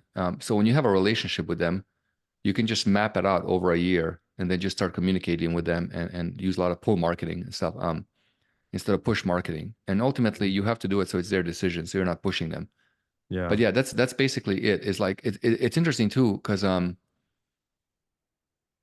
yeah, man, I wish I can talk about the other stuff, but I can't because it's gonna. I don't want everybody knowing It's it. It's deep an too. There's only so much we can even go dig into here. But yeah. with pull marketing, you mentioned how like in your Facebook group, like you have never, I think maybe once years ago, you mentioned you were opening up the mastermind. Like I think there's one time you promoted, but it was like not even, wasn't a promo cycle. It wasn't like a 5 day, oh, doors are closing. And like you said, you have 300 people, nothing held back plus 300 people inside of Fast Forward. How are you like pull marketing? How are you using it? What's been your approach? How did you do that? And like the Facebook group too, like, bro, you're not running ads to it. You're not pulling a free group funnel with setters. And it's like, I don't know, 30, almost 30,000 people, whatever, 20,000. How? Like, what the heck? Yeah, dude, I built the biggest and best mastermind industry without like I did something none of these guys could do, and like they spent literally like half of 400,000, $500,000 on events, and they couldn't come close to my numbers. And like we get people. I mean, you're in there like 3 to 5 people joining every day. Yeah, So it's like it's crazy. nobody can. Promos. I'm It's like the a rapper truth. when it comes to marketing. Like, You are, you yeah, I'll start. are. I'm like I'm like I'll start beefs for real. Like, Yeah, bro. a rapper, dude.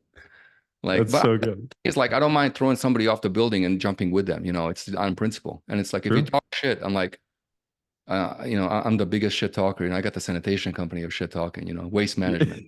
How do you do marketing? Yeah. Uber. I'll give you the number one rule of pull marketing. And this is from my book, by the way, Sultanic Principles. Bro, I love watching your calls from like 2 years ago where you're like, yeah, I'm writing this book. It's coming out in like 2 weeks. But it's Yeah, so big, man, I I know. guess. But I'm very sequential in nature. You're Like working on the platform that we'll talk about that too. I got this damn platform out. So it's like, I got to finish that. So but yeah, but basically here's the number one rule of pull marketing. They have to ask you to buy. They have to ask something of you. You cannot ask anything of them. You cannot sell. How do you do that? That's it. Like you gotta like, how do you do that? They have to ask of you. You cannot do it. And there's a whole process to how the brain works Mhm. um, to doing that stuff. Yeah. Mm. So that's kind of like, huh? Status. Um, Mm. I used to think that it was like the flashy. Like I think I was resistant to become an expert at something because I thought I had to play the game. I saw people playing with the flashy lifestyle, and it just didn't align with my morals. And I feel like a lot of people can relate to that. I mean, I almost dabbled into it with my 2002 Audi TT, $3,000. Exhaust leak sounded crazy. You know, I did a little bit of the guru selling cold messaging spam. Just kidding. Who remembers the cold messaging kings? I know Wes Briggs, you remember, but status. This is something you've helped me with and taught me well on. I think you've made some posts on it too and helping freelancers with that. But how do you get status? How do you become better known Mm. online, just in any industry? Any industry. Well, it just depends. Like, you know, you have to understand what status is. So status is the hierarchical position in the mind, right? Okay. And so like one of the things with me is that, you know, when it came to building status, you have to look at how everybody else builds status. And a lot of these guys are like, you know, car, I'm rich, watch, I'm rich, you know, that type of shit, right? So like, you know, I don't brag about my shit, even though I have more than most of them, right? Maybe all of them.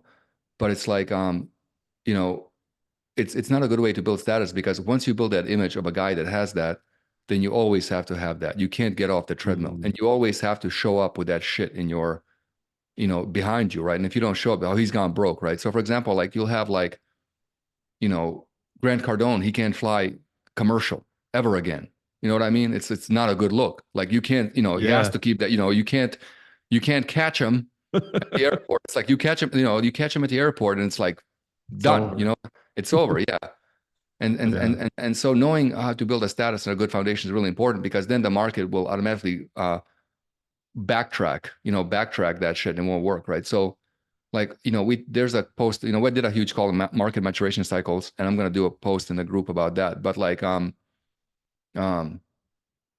you know, where the market is, the only thing that really matters is skills, right? Because at this point, like people just saying shit they can do it doesn't really carry any weight. So you have to be able Yeah. to do it. And so, like I told you before, when you came to me, you were like, how can you how can I build status? And I just said, you know, just go do work and build up trophies, whatever. Charge a little for it if you have to in the beginning. Just build up your rep, build a portfolio, and then you'll have you. And then when demand exceeds, when you know consumption increase production, you can raise your price, and that's what you did. So ends up happening is like, you Yeah. know, here's the thing in marketing, it's like you want to transcend.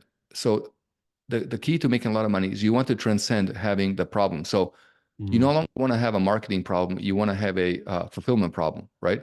So for me, mm, like I charge 5,000 an hour to do consulting is because I have a fulfillment problem. I don't have time, you know? And so with fast forward, I'm raising the price because it's like, I don't have time.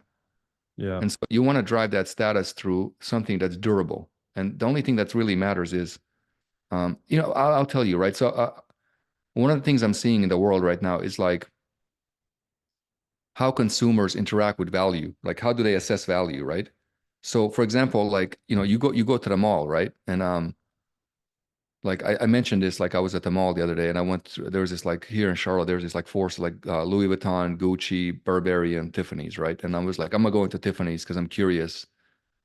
I don't know what the hype is over this store, right? And I go, what's the hype? And like jaws on the floor, like how dare anybody asks, you know? And they're like, well, our diamonds and our color. And I'm like, well, it's just a fucking color. Like, what's up? What's special about your diamonds? They're like, it's this. I was like, whatever. Walked out.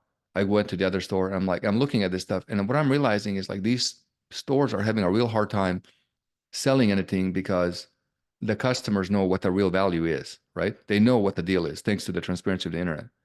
So going forward, it'll be like you can say shit, but it's like if you don't have the thing to back it up, what ends up happening is, if you don't have some shit to back it up, then um, Yeah. status isn't there. So you can only get away with it for so long, right? And now Mhm. you can still build status with the private jets and all that stuff. It'll Yeah. work. You just have to know that that's the game you're gonna have to play forever. Yeah. That's kind Yeah. of like the business they're almost getting into, or a little bit like the, at least in biz Well, op, like big people with like flexing and Tate and stuff like that. I feel well, like I'll tell you a story, right? Because I've been around this shit forever. There was a guy. I'm not gonna mention his name. I still have a lot of respect for him, right? And like so he was a guru I'll say it. around. Just kidding. No, you don't. It's like 2004, 2005, whatever, 2006. Great guy, made millions of dollars. Like he was one of the biggest back in the day, right? And so he lived in Florida, and he had this like mansion. He was the first person in the industry to have a Lamborghini Diablo, the big one, the monster. And he had Picasso's in his house and all this shit, right? But he was never into flexing, right? And then so he just got sick of it, and he got rid of everything, went to travel. Um, and when he did that, like his ability to get the response out of the market diminished greatly, and he just kind of like vanished. And the reason was, one, he's super smart, so he could have done it. But two, it's because the response hinged on that thing that he had. You don't want the response to hinge on the shit you have. You want the response to hinge on the things you can do, you know? And then we Yeah. can, so that's a big one. So With just looking at the, like, again, kind of looking at like future, because I know a lot of people are like, oh, the future. And I see people in the comments are asking questions about like the pendulum swing. Like someone asked, are we going to be back to automated webinars? It's like 997 courses, or like, let's say like right now, looking at the market, like you said, we see it's like high ticket, they're not getting good at selling it. So we have the recurring pendulum coming back. We also have this low ticket ascension value ladder, Russell Brunson, whatever, that coming back. Okay, we go through that. Let's say we go through that. What happens next? What are you seeing? I mean, every time you predict something, it's spot on, and you say stuff like 4 years in advance. So I'm curious what you could give us on that. yeah, so you got to look at, again, when it comes to competing economics, you got to look at the change of everything, not just like one thing, right? So, like I said, the surface level economics are the least important because, business, like what if you minimize what it costs you to make money, then you can make a lot of money, right? So you got to know how that plays. And so earlier I mentioned the network effects, right? Where it's like if you have the network effect, and then in the network effect, you basically go, if the network creates a lot of production, consumption goes down, right? And then what happens is in the network, people just do more, right? Do more. And then when more two people do more, it just accelerates the demise of the reach of the network, right? And so this is happening right now in Facebook groups, on YouTube, everywhere. There's a big demise. And what's interesting too is like you'll notice content getting a lot more controversial, right? So for example, you see like Russell Brand, going out there just like stirring up controversy, like all these guys, just controversy. The more controversy, that they're grasping for straws and air, so to say. And so what ends up happening is like you have that, and then they're forced to basically go into paid ads, and then they all show up in the paid ads layer. And now in the paid ads layer, you're competing with people selling in the organic layer, and so it's like a four-way competition. You're competing with guys up here and competing with guys down here, right? Because what happens, like let's say you're running a weight loss offer and you go on Thomas DeLauer's YouTube channel and you're running ads on his channel, right? Well, if Thomas DeLauer is selling whey protein and you're selling whey protein, audience is most likely going to buy whey protein from him because they trust him, not because you showed up on an ad. Unless you need some big crazy hook, then the claims go up, right? So you got the Eugene Schwartz sophistication levels come up, right? And so what happens in the people go to the paid layer. So what happens then in the paid layer is who can lose money, who can scale in a negative. And basically what that means is like how long can you run and spend money and endure not making money, right? So where I'm at is like a year. Like I can spend Yeah. money for a year or 2 years. We can lose whatever, doesn't matter. Um, but who can lose money? So the future is going to be, again, who has the timeline economics, that thing with looking Yep. at relationships. You're acquiring relationships, and out of those relationships, you're acquiring revenue. Um, the ratio of revenue that you can get is 10% of their annual income Yep. recurring, 10% annual income. That's that. And if you go over that, you create anxiety and all sorts of regulatory problems, right? Yep. Um, and it's going to basically be like, typically it'll start off like who goes, right now it's like if people go negative a month, like they're having heart attacks, like fucking just like, stress, That's true. Yeah. Wow. yeah. Yeah. So Yeah. in a year or two, it's going to be like, man, I'm so lucky. I go negative in a month, right? That's going to be where we're at. And then it's going to be like, man, I'm lucky. I'm going 2 months. Man, I'm the lucky. claims, the claims the gurus are gonna be like, how to lose How to all your lose your money and make it and get back in rich. 3 months. Yeah, well, no, that's what's happening. So that's going to happen because again, it's like there's finite Yeah. amount of impressions, and so what Yeah. we're fighting for that finite amount of impressions, right? And so basically, who's better at losing money? Now, if you look at Amazon, if you look at Netflix, if you look at everybody, companies that are good at losing money, more effective at losing money, they make the most amount of money. And so, Hmm. if you want to scale up there, that's all you have to do. But the thing is, it's like you're not losing money if you know how to structure the economics correctly, because that'll just come back. So you're creating this self-financing Yeah. economic models that work. Now, here's the thing. That shit does not work if you're working on a big idea, because big idea cannot meet expectation, collapses the model. And I've had this argument with the supplement bros in Nothing Held Back 2 years ago. And they're like, well, my customers come back and shit. I'm like, so why the fuck do you have to sell 70 bottles in the upsell path if they come back? Why aren't you let them come back? Why do you have 17 bottles? Literally, it's like 7, 3, 9, 12, 15, 30. It's like you're buying like a pharmacy. Why? And you know why? Because they don't fucking come back. They don't come back because they don't come back. And so it's like anybody writing that shit is fine, but that's what's going to be, right? And so that's how it works. And so whoever can have that scaling in the negative is going to make a shit ton of money, and then everybody else is going to watch and make a ton of money. That's the future, and that's mathematical reality. This is not opinion. This is Yeah. like if you look at the ad cost and everything I'm saying, you can break this down into math. Interesting. It's like we went from who had the biggest claim, or, even there's a little bit of like who had the most testimonials, who had the most status, to now it's who can lose the most money. And the person who can lose the most money and stay in business and sustain is going to be the person who wins. It's not who has the best sales process or best webinar or best, it's just strictly economics and money Well, over time. Well, that comes back to cash conversion cycles, and True. I'm gonna Yeah. do that call Thursday because I know I did it for Fast Forward like a year ago. I forgot, but I'm gonna do it for NHV Plus Thursday. But like once you know how cash conversion cycles work, Yep. you can influence those things to get the money to come back. So instead of losing money for like 3 months, you can get it down to a month or 2 weeks, whatever. But you know, Yeah. you yeah. So in essence, what has to happen is that if you get X amount of customers, you got to put that money back into the business so more customers come, and then you kind of take a percentage or whatever, right? So. Is Isn't that what a lot of like big, I mean, software companies or just like huge companies that raise money or investments? I Well, mean, they're scaling to they've gotten the economics down where they can take that investment, yeah. and they're like, they know, like they're guessing and they're hoping. So it's like those businesses are competing on that essentially. And those are the companies that do hundreds of millions and crazy numbers that direct response doesn't even hit, right? Absolutely. I mean, like the biggest company is in our industry is Agora, which did 2 billion at its peak. Now it's doing 600 million. And like again, this is what I heard. I did not. I don't, if the person that told me is told me wrong, that I'm wrong completely. But the founders of Agora only took out 10% of the money a year, right? Wow. So you have to go in a position where it's like you kind of like put yourself last, like you are it's a living entity. You're raising a child, right? And that's one of the reasons I'm telling you already. Go do fucking offers. Do it. Get in a position now, because when that happens, because what happens is like every single market when the economics mature ends up at lead gen, right?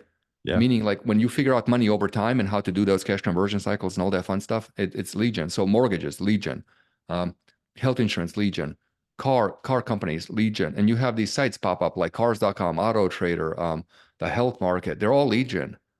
So every market goes into economic equilibrium where the companies figure out how the money's made.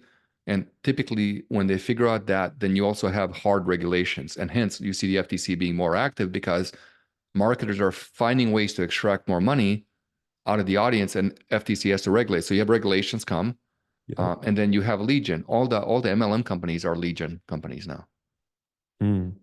And they're just lead gen. I mean, the lead gen is kind of just within them Well, selling if more you stuff to their right. customer. So if every company, yes, so if every company ends up as lead gen, then it Yeah. would be smart to think of yourself, well, we should maybe think about operating like a lead gen company and looking at those Yeah. economics, right? Exactly. Ahead of like 3 years ahead. And if you're doing it 3 years ahead, you have 3 years of processes, data, Mm. money over time, all that shit built out, and you become nobody can compete with you. I was talking to Possible. somebody. I was talking to somebody who worked at a marketing for MLM company, big. It's one of the makeup ones or whatever. And in their marketing meetings, they're not planning how to go get new customers, like go out to the market and get new customers. They're talking about how can we sell more stuff to our sellers or our existing customers. That's like how they plan their internal promos. How do we get money off the existing customers? That made me think. I was like, well, obviously, not what they're doing is kind of scammy, but it's working. There's a reason why they can stay in business is they're continuing to increase the LTV of their customer. And so, Yeah. how did like with that? I mean, you've kind of already talked about it, but would you be open to talking about this idea of a catalog model and the Mhm. benefits of that? I know you've mentioned it before in one Mhm. of your posts in the Nothing Held Back group. So, would you be willing Mhm. to tease or just talk about the idea of Yeah. a catalog model? Yeah. So I did this call in Fast Forward first. I don't know, or I don't know, whatever. I did both Yeah, just both of them. fast It was forward like it was a first. while back. It was like 6 to 8 months, right? And so like I share like maybe 1% in publicly what I shared there. So like the shit there is like massive compared. Yeah, But so basically, like you have economic models, right? And so there's a recurring model, there's a high ticket, there's a low ticket, median ticket, there's a catalog model, right?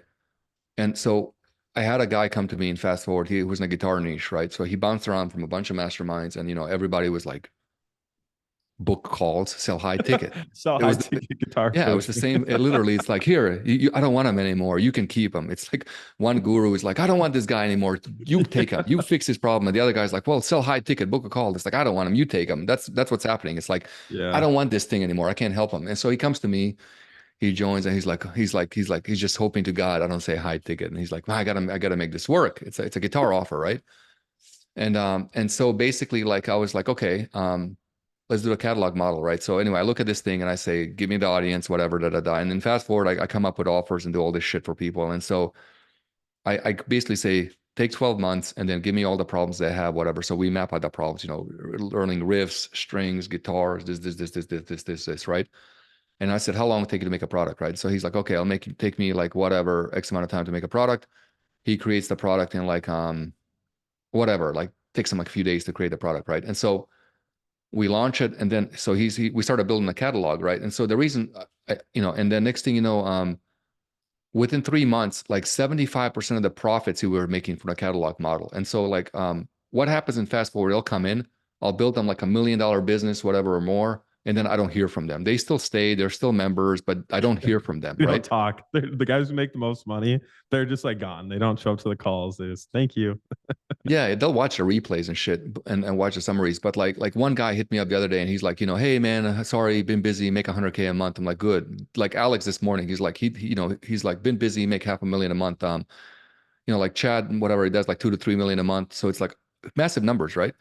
And so with the catalog model, it's like, so I built that thing for him and so he's still running it. So I'm like, do it every month, right? So he did it and they did it a year. And like literally, he's just like has this fucking guitar offer. He runs on YouTube, puts people in, and then that breaks even mostly. I think he gets like it's like he loses like 10% of the money on the front or whatever, maybe like 20%, not much. But then like by first week, he's back and he's just making money. And it's like he just built this engine where he does nothing and the thing just sells money through the catalog, right? It just sells the catalog. So back in 2009, 10, I had that site with 5,000 members.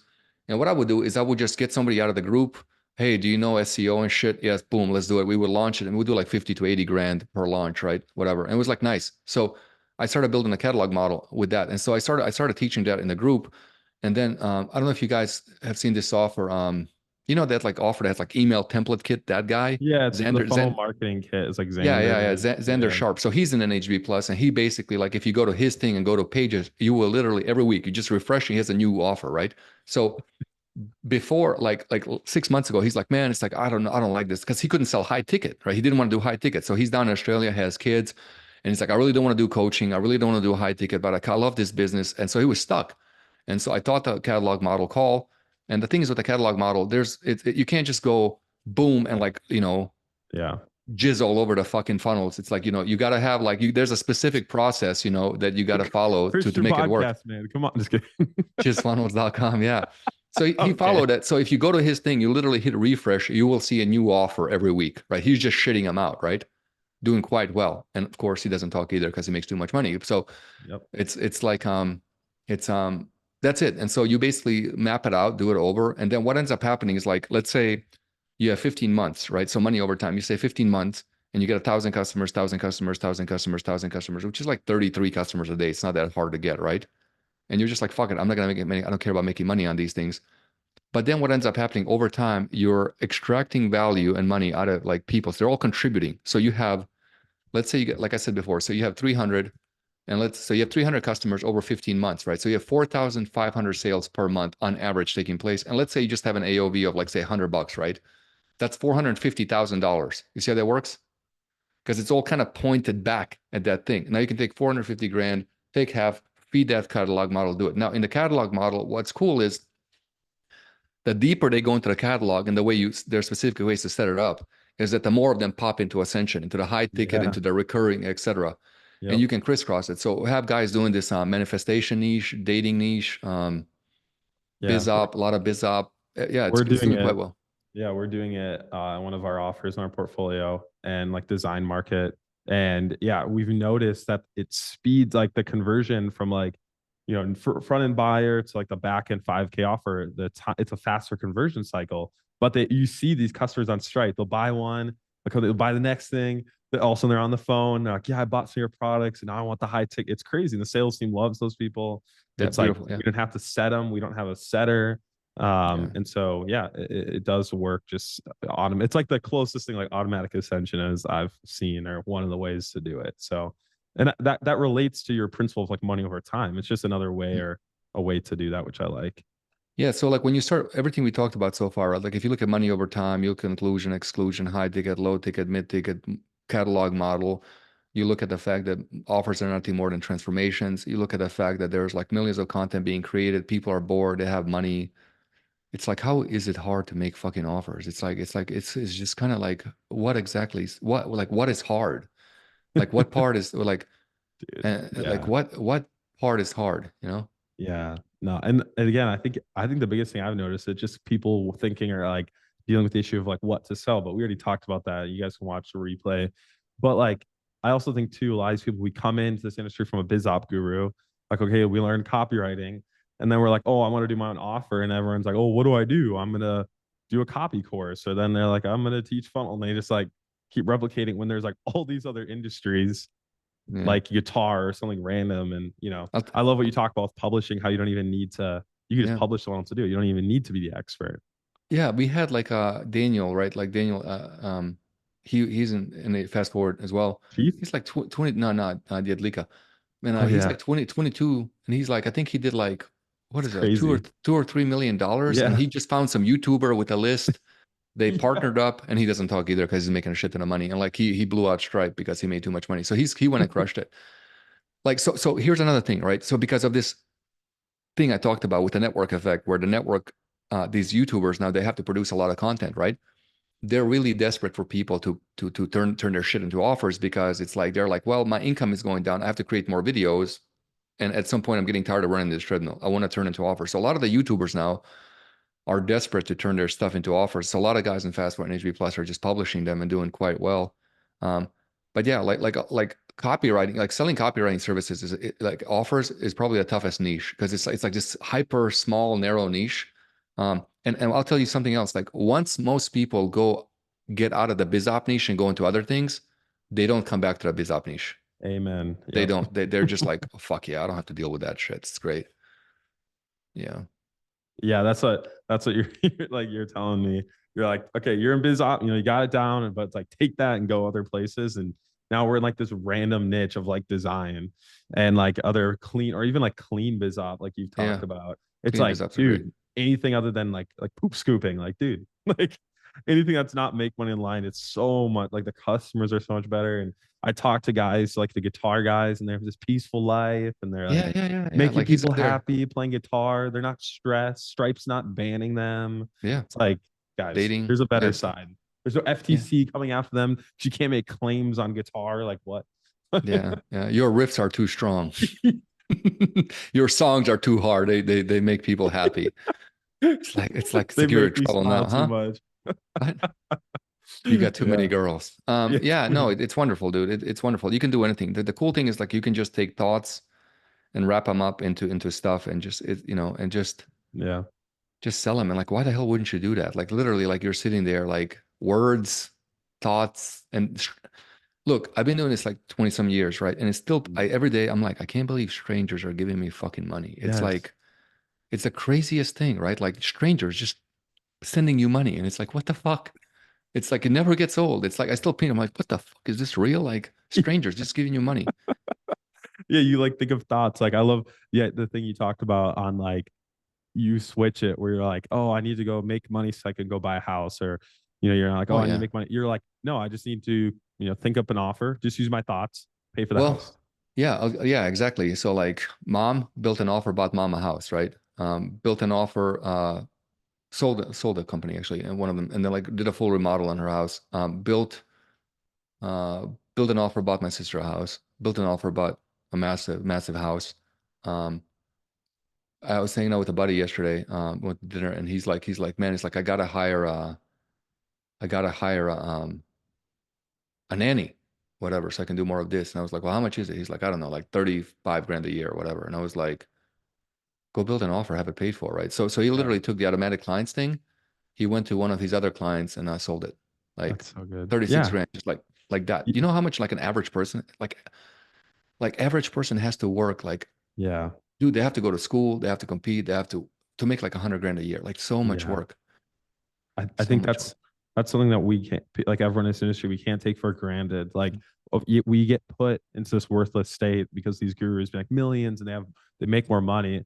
And there's this copywriters you can do like 40 a year working from home, putting words on a Google Doc, without any college degree. It's like, dude, that's like I tell people young to me, I'm like, you don't understand. Like I had a student, he's watching this, he lives here, he's doing like 3,000 a month for his agency in high school.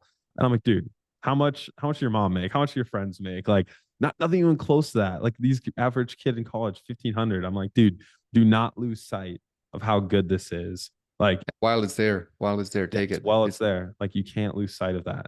And Exactly, yeah. yeah, It's it's crazy. It's It's a crazy. wonderful business. Like it's amazing. It's a truly amazing. And like, you can travel the world, you can work anywhere. You don't have to answer to anybody. You don't need anybody's permission. Yeah. And I like, yeah, and the biggest thing is like, a lot of these guys are like, there's this intimidation factor, right? Where it's like these guys are like, 8 figure, 7 figure, 15 million figures, and people are like, I don't know how to do that shit. It's like, look, man, it's like you take away biz op, you take away high ticket, and these guys are like, they don't have a business. So it's like yeah. if you take away those two models, like biz op and high ticket, 90% of the gurus are done, right? And I'm willing Mhm. to debate this. I'm willing to get on with any single guru in this space, like They're anybody, and be listening. like, I see some of them liking let's, this live stream. yeah, yeah. I'll be like, let's go. Let me look into your business. Because the thing is, like, I know what questions to ask, the most don't. And let me dig under the hood, right? Real quick. And I can Yeah. just pull it apart and be like, here's, so anybody can do it, man. It's not that hard. Does it Yeah. require some learning and skills? Yes, but that's You fine. can, It's nothing to but get it's wrong. there. Like we have it and like you're sharing it, which is so great. Nothing held back. And yeah, I remember just back to the idea of like building something to pay for, yeah, whatever you need. I like for even my wedding, like when you told me that, I was like, okay, I got a wedding coming up. And I was like, weddings 15K, all of them. Like, all right, or let me build an offer. Let's go do Who's one paying for AC that funnel. shit? Let's Who's paying what? for it? Who's paying for it, right? I was like, yeah, who wants to do on my list and launch it? Or we're going on vacation, going to Florida in the plane. We're like, oh, we want a rental car. We want a better one. Hotspot. Oh, go to my email list. Little ticket offer. Boom. All right, car's paid for. And now again, I know not everyone has that situation. I understand that we were starting out, but it's like, guys, so was I. I mean, you start at 14. Alen, it took how many years for you to make a couple cents? 2 years, dude. 2 years. 204 cents. So it's 2 years like to make a quarter. not like worth. What a quarter. 2 years to make a fucking quarter, dude. Yeah. So don't sit here and be like, well, Yeah, you had it easier. It's like, dude, Alen, 2 years make a quarter, a couple cents. I'm So pretty smart too. It took me 2 years to make a quarter. hey, It's bro, like, that's a good biz op. This unique, yeah, dude. unique Yeah, business but makeup. I didn't have anybody to learn from, so it's like I had to like literally figure out everything on my own. Like, fuck, it was hard. It's so easy now, man. I mean, Yeah. shit, we used to have to like build pages, like build funnels, like code shit, upload shit to Amazon. You want to have a funny story? Like, we had to upload shit to Amazon AWS, right? Like, and get JW players. So you had to kind of like your own Wistia and Vimeo, you had to build it, right? And then like when you had to Holy, get merchant accounts, you had to go like apply for credit. It was like a mortgage application, like 5 years of bank statements and shit. Like it was, so now it's so easy. And it's funny, I remember like how we were doing launches, right? We were doing launches and this one guy, Paul, like he did a launch and he had like a $300 upsell, right? $300 a month upsell. And he was like fucking converting at like 80% or something. Like it was a crazy, right? And like we're like, man, this guy's a fucking genius. He's like he's a when you upload shit on Amazon, you have to go right click the public can view. He forgot to do that, so the video wasn't playing. So he literally had people going with a headline and an upgrade button. There was nothing else. So people just buying. They know what the hell they were upgrading. Yeah, it was like it was like the craziest shit, man. And it's like it's like I don't know what the hell happened with that, but it was difficult, man. Now it's so easy, and it's like yeah, and it's like it's there's so many, like Facebook has like so many people working at it just so you can sell shit and YouTube and all these things. It's like man, yeah, and yeah. truly not want to make money. That's the only way to do it. It doesn't matter you can't. It's like you don't want to, and that's fine if you don't want to. Yeah, But yeah.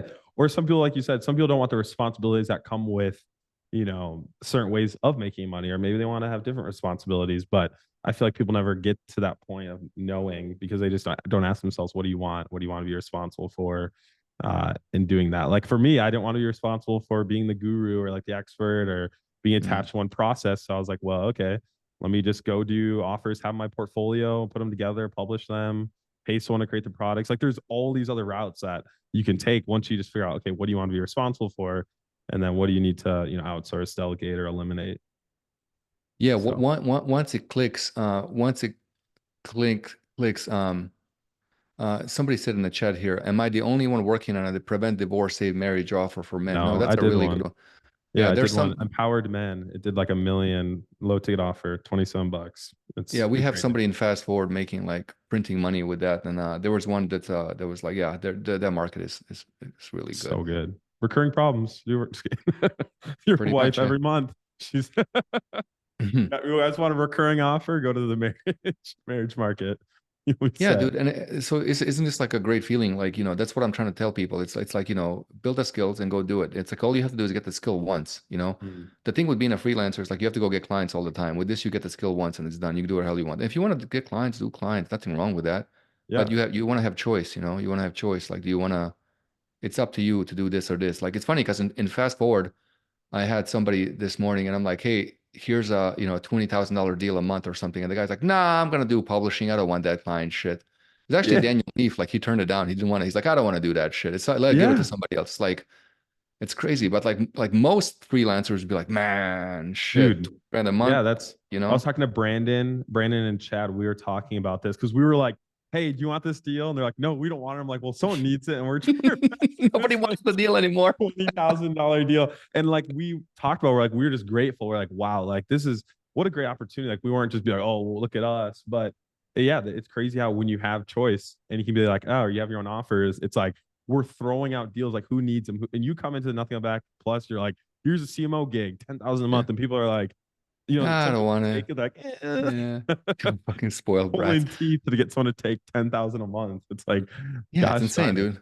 Yeah, yeah. But what's wonderful about offers is like you can use that money to buy time, right? So like, let's say you're busy, you can have an assistant. You can buy, time, you can buy trips, you Hmm. can do whatever the hell you want. Hmm. It's great. It's really great. You're just having a choice. And it translates into everything, like multiple niches, um, Yeah. audiences, markets, everything. It just translates everywhere. And it's great. It's really great. I, what I think is funny, and or another thought that helped me realize why like offers is good is like you have these guys who are paying, like these guys will hire copywriters, so hire freelancers, Hmm. and they'll pay them like less money than they're making off the offer. So it's like they know they're going to get a bigger ROI paying a copywriter even like $5,000 or $10,000.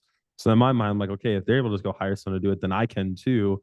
Like I can go acquire someone else to do that. So then I don't even need the skills. Like a lot of the guys that these freelancers are working with, they don't have the skills. Like, why do you think they're hiring copy? Like, why do you think copywriters exist? Yeah. Like, if they could do it, they could, like, if they needed skills even to make this offer game work, or marketing skills or Well, all of that, then they I'll tell wouldn't you. have to hire someone, you know? Yeah, I'll tell you a story, right? So way back when, around 2011, 12, right? Like, so I had like a ton of number ones on ClickBank, right? And I had at the time I had an all-time record for gravity. It was like 2,300 or something. I think it got beaten. It took like 15 years to beat it or something, but like Gee. not 15, like 12 years to beat it. But I had an all-time record for a long time. And at the time, this guy came into the market, and he came from Wall Street with a bag of money, and he got divorced, and he just wanted to buy a bunch of offers and fuck around with this because he was like, because he was a Wall Street guy, right? And he was like, Yep. when he saw this shit, I was like, what attracts you to what we do? And he's like, well, there's no other economic model that has such a high return on investment for so little activity, right? Huh. And so a buddy of mine said the same thing with he lives in Puerto Rico, and he had lunch with some hedge fund managers, and he wanted to get out of the offer business, do some shit. It's like, no, dude, it's like there's no other economic model that has such a return, right? Anyway, Yeah. so the Wall Street guy on ClickBank, like he didn't know how to write an offer, he didn't know how to build an offer, he didn't know how to do shit, right? So he came to me and he's like, I need an offer. So I just gave him an offer, cooked it up, and I cooked up the offer. I came up with the hook, the copy, whatever, and then like I connected them with Chris Haddad. Chris Haddad wrote the offer, and then I came back and I had to like optimize and change some copy to make it work. The opening was off. Um, the opening was off. Basically, the opening was like the guy was at the beach, and like the ocean washed the CD, and the CD had the secrets. I'm like, that's unrealistic. So I had to change it to the Yeah. barbecue store. It was like what the fuck? Like this is some weird shit. Like CD in a bottle. And so I had to change it. I had to change it to the barbecue story. I can talk about the You want a barbecue story in Yeah. BizOp? Yeah. Yeah. Yeah, That's the barbecue story. So every BizOp needs like a barbecue story. So I went down to Texas, and I was at this barbecue at my brother-in-law's house, and one of the guys there had the secret. We got to talk, and he had a few beers. He started spilling secrets. The next thing you know, I turned my phone. I was recording, taking notes. I went home and made all this money. So that's a barbecue story, right? So I changed Chris's copy to the barbecue story, and like he went and so this offer, right? So crazy story. So I built this offer. It was actually called I believe mobilemoneymachines.com. I came up with the name, the hook, the upsells, everything. Gave it to them. You can look it up on if you go to YouTube, you can look it up, or archive.org. Yeah, mobile money machines. There's 65,000 customers, I think. And so I'm sitting there at Starbucks right here in Charlotte. I used to go to Starbucks and work. I'm sitting there at Starbucks, and the fucking person right down the thing, like a few tables over, and I hear the da-da, the opening music. And so the guy's watching the VSL that we cooked up the offer. I'm sitting there watching. And I'm watching this fucking thing. fun. Yeah, yeah. And like the guy grabs his fucking wallet, pulls out a credit card, and bought the fucking thing. And he's buying upsells. I'm like, this is fucking crazy. Like this stranger is buying Jay shit. And yeah, it was the craziest shit, dude. I'll never forget that. That was the moment I was like, fuck. I'm like, Wow. this is big, right? And that's when Wow. I'm like, the whole world wants to do this. And then sure enough, now it's like every fucking YouTuber is like, teaching how to do this shit. But yeah, yeah, yeah. It was the most surreal thing, man. And um, yeah, it's great. So the Wall Street guy, back to the point of the story, is that he didn't know how to build offers, do anything. He just knew how to put people together. And so Mm. that's at that point I had an epiphany that like the people that make the most money are in the assembly business, not the creation Mhm. business, because creativity is limited, right? Assembly business, they're assembling. So for example, iPhone doesn't make, they don't make the camera, they don't make this, like I think like somebody makes a screen, somebody makes the Yep. camera, somebody makes the case, somebody makes they're assembling, right? They're just marketing it. So once you start thinking about being in the assembly business, then it's like you could do quite well. Yeah. Yeah. That's something that really, when you taught me that, and it was an automatic client too, you talked about that. And it helped me like detach from all the resistance I had of trying to be amazing at everything. And I was like, no, I don't need to be amazing at the whole process. And I just need to focus on like my strengths, or the wealth dynamics. You talk about like the wealth dynamics test really shows you like how you can operate well Yeah. within, your personalities. And that's also huge if people haven't done that yet. Because then you can just see like, oh, I'm a creator. I should, I probably shouldn't be in this business model, or in publishing, I should do this, or Ooh. offers, I should be responsible for that. Yeah. That before that test, man, it was tough. I mean, Really? everything was, I worked so much, dude. Like I was What working did you do? 18 Like, hours. so what was yours? And then what were you doing that clashed with So I'm a your training? creator mechanic star. Yep. And basically like I need some variety somewhere, right? I need something to fuck with. And so like um you know, I fucked with, and basically like, um, so what happened was I was, you know, doing a lot of the stuff like mechanic stuff, you know, like a lot of mechanic stuff. And then once I did that, I just realigned, and then I was like, oh, this is great. And like, you Mm, know, it was like a big changer, a big game changer for me in terms of mm. Yeah, output and like how much less I worked and how much more I got and et cetera. Yeah. yeah, yeah, yeah, yeah. All right. Fire. I gotta Cool. get some water, and then let's take some questions and call it a day. Sweet. Easy. Go ahead. All right. I'll be All right, back. guys, go ahead. Line Drop them some up. questions below. Hey, go ahead and drop a fat one, little guru thing here. Drop a one if this is valuable. On the calendar, guys, we only have this set for an hour, and we are approaching almost 2.5 hours with Alan. Now, this is something that we experience in fast forward twice a week. I think there's over 60 plus calls now, almost three hours plus. I've gone through all of them, almost all of them 3 times, going through my third time right now. And so just having this out here, I think there's only 3 other interviews online right now for free with Alan. And so, yes, we will have the recording available afterwards. But yeah, if you aren't in the Nothing Held Back group, make sure you're in there, show love. Again, this took 2 years to convince Alan to come on here. He's busy with a lot of other stuff. He's busy with the platform, which we can ask him about here once he comes back. And so, yeah, it's just an honor to have him here. And yeah, this is good. Eric says, bro, please stop. I have crap I got to do. Bro, I do too. I have offers. We're building on another offer in our catalog, but this stuff is too good. We can get to the copywriting later, guys. All But right. yeah, questions below, guys. Questions below. Alan is back. Where's Josh's affiliate link for the new NHB Pro membership? I You'll get wonder. one soon. I wonder. We're still dealing with paperwork for that. It's like there's these like bank. We have to open like, it's like we have to do these like banking, go through these like They're like, are international you another banking laws. Hustlers University? They're be more careful. Okay, so let's see. Romeo, I don't know, Romeo says, if you had a high ticket call funnel businesses and you wanted to pitch adding a front end and did not want to pay for the marketing publishing style, how would you structure the deal? So I'm assuming he's saying he currently has a book call funnel client. He wants to pitch them on doing their front end offer. How would you like pitch it? I mean, I would just run the math, right? Kind of show them the economics. What would you say? Yeah. So with when we built that offer for James Blackwell, we built that offer and it's doing about six to $800,000 a month Crazy, now with crazy. 55% profit margin. So if you want to see it, just look up auto recruitment agency. It's like 3 products too. It's a front end, there's a bump, OTO1, book a call, and it's super simple. Like, but it Yeah. works. Yeah. So he was at when he came to us, he was at like $400 per call roughly. And after that, I think he's at like 20 to 40 bucks a call or some shit like that. And so his numbers went down quite a bit. So basically, you know, I would just position it as like, you know, we're filtering customers and clients properly to you. So that way we're not wasting money, et cetera. So Yep. Scott Phillips hit me up the other day. Stop. He's also he took the automatic clients thing, and like he for every 100 grand he spends, he'll make $400,000. Jeez. And it's funny because like he was like, I shared that, and some guy in NHB group was like, "Well, that's not that much money." I'm like, "What the fuck are you talking about?" It's like, where else can you spend 100 grand and make 400? It's like, what? He's like, compared to what, like 5 years ago when nobody was doing webinars, it was like ridiculous. But yeah, it's like, like, Yeah. like what the fuck? Scott's Yeah. ads are hilarious. He sent them over, guys, crazy. Okay. Kelvin says, can direct response businesses be used as a kickstart business and then transition to branding to optimize longevity? Yes. There's math to that actually as well. So basically, what I found working on offers that sold like 1 million+ books and products, um, like not $1 million, like million customers, Hmm. is that you roughly can get about 1% of the market into a direct. So a direct response offer can convert about 1% of the market Hmm. in total, right? So if there are 100, like if there's 100 million people in the market, you get about 1 million customers. And what happens when you cross over that 1% rate threshold?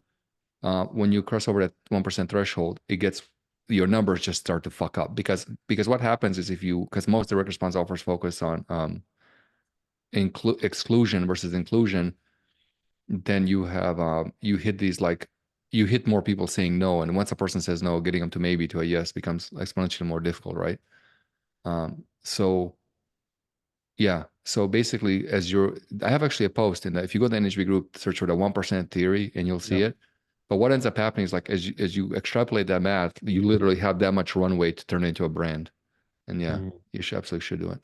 Yeah. Yeah. I remember, Alan, you told me, I came to you and I was like, oh, I'm doing like info offers. And I was thinking about just calling it quits or whatever. And you were like, no, it's just like milk it, do it, and then take that money, pay off the car, pay off the house, and then take that money and go do something else. And I was like, oh, yeah, sure. I can always, I have a choice. Like, you can always just go back or roll it into stuff. So Hmm. the answer is yes. Now, Will said, who helped slash inspired you the most um, when you Felix first Zen's started? How to Get Rich. Yeah, it's I read good. that book 50 times. I remember you shared that before, and I was in the gym working out, and I just listened. And I was like, "Oh shoot!" The big thing you talked about was like ownership, like how people make like get rich. They have like ownership. They aren't like doing percentage. So that was made me think of you in client work. I'm like, "Oh wait, I don't own this." Yeah, so Uh, I did a lot of partners in my journey. And the challenge of working with partners is like you can get half the sales and keep the same amount of money and have full autonomy. So that it kind of again it becomes a questionable, do you need them? mm, And a lot mm, of people tends to kind of like lean into others, like I need a partner. Like, nah. yeah. uh, When there's no money, like you say, everything's good. But then when money starts coming in, they're like, "Ooh, that 20% would be kind of nice." yeah, yeah. I do Um, believe in profit sharing and all that, but you know, yeah. autonomy is important. This is a super broad question. Carlos says, "How do you build a men's dating offer that scale on Facebook?" All right, Alan, build. Give me an offer. Build me an offer right now. I built a bunch of men's dating offers actually. I think about eight or so in NFF. Yeah, Uh, Basically, the thing is with the dating offer, you really have to figure out what segment of the market to go after, and then what segment of the market has money, right? So a lot of people will be like young dudes teaching young dudes to get chicks, right? But it's like the problem with anybody under 28, tough market. So I don't like to upmarket or sell to anybody under 28 just because economically they're not feasible. And so the best market would be men like 45 plus yeah. that got divorced, had to get back in the dating pool. That's kind of the best sweet spot as far as the dating. So really knowing who you target is key. Hmm. Christopher here. I think this answer is probably pretty good bias, but besides NHV free groups, what other networks and communities do you like or are good to find friends, Mm, potential business deals, just good other networks in this industry? Do you hang out in any other communities? no, You not really. know, I used to go to like, oh, well, I'll recommend AdTech and Affiliate Summit. They're pretty good because you have a lot of people who are actually doing shit. So you'll meet some real killers there. A lot of these marketing events, like, you know, the Guru Circle is just like same people going on stage talking about the same old shit and the same people in the audience listening to the same old shit. Like literally, it's like the same thing. It's like this little traveling circus, you know, you know, and so like you show up there and it's like, you know, and it's like, you know, now it's like a AI thing, and now they're all on stage yapping about fucking AI, and it's like, you know, they all know how much can you know about this AI thing? It's been out like 3 months, you know, whatever, right? So yeah, it's yeah, true though. It's the same old fucking people talking about same old shit. It's like a traveling circus. So it's like I wouldn't recommend that because yeah, you know there's no growth there. But like if you go to Affiliate Summit, you'll meet like when I was at Affiliate Summit West ASW last time. Like we went to this party and like a few of us were hanging out with some like Chinese media buyers, and we had to literally use like Google Translate. And like these guys were like, you know, moving like, you know, tens of millions of dollars a month in traffic on jeez, Facebook. There's absolute machines, monsters. And like you meet guys like, I have an offer, here's the numbers, they'll run it, test it, and blow it up. So Affiliate Summit, ad tech at bars is extremely good. Marketing events, if you want clients for marketing shit, they're fine. Whatever beyond that, I wouldn't do it.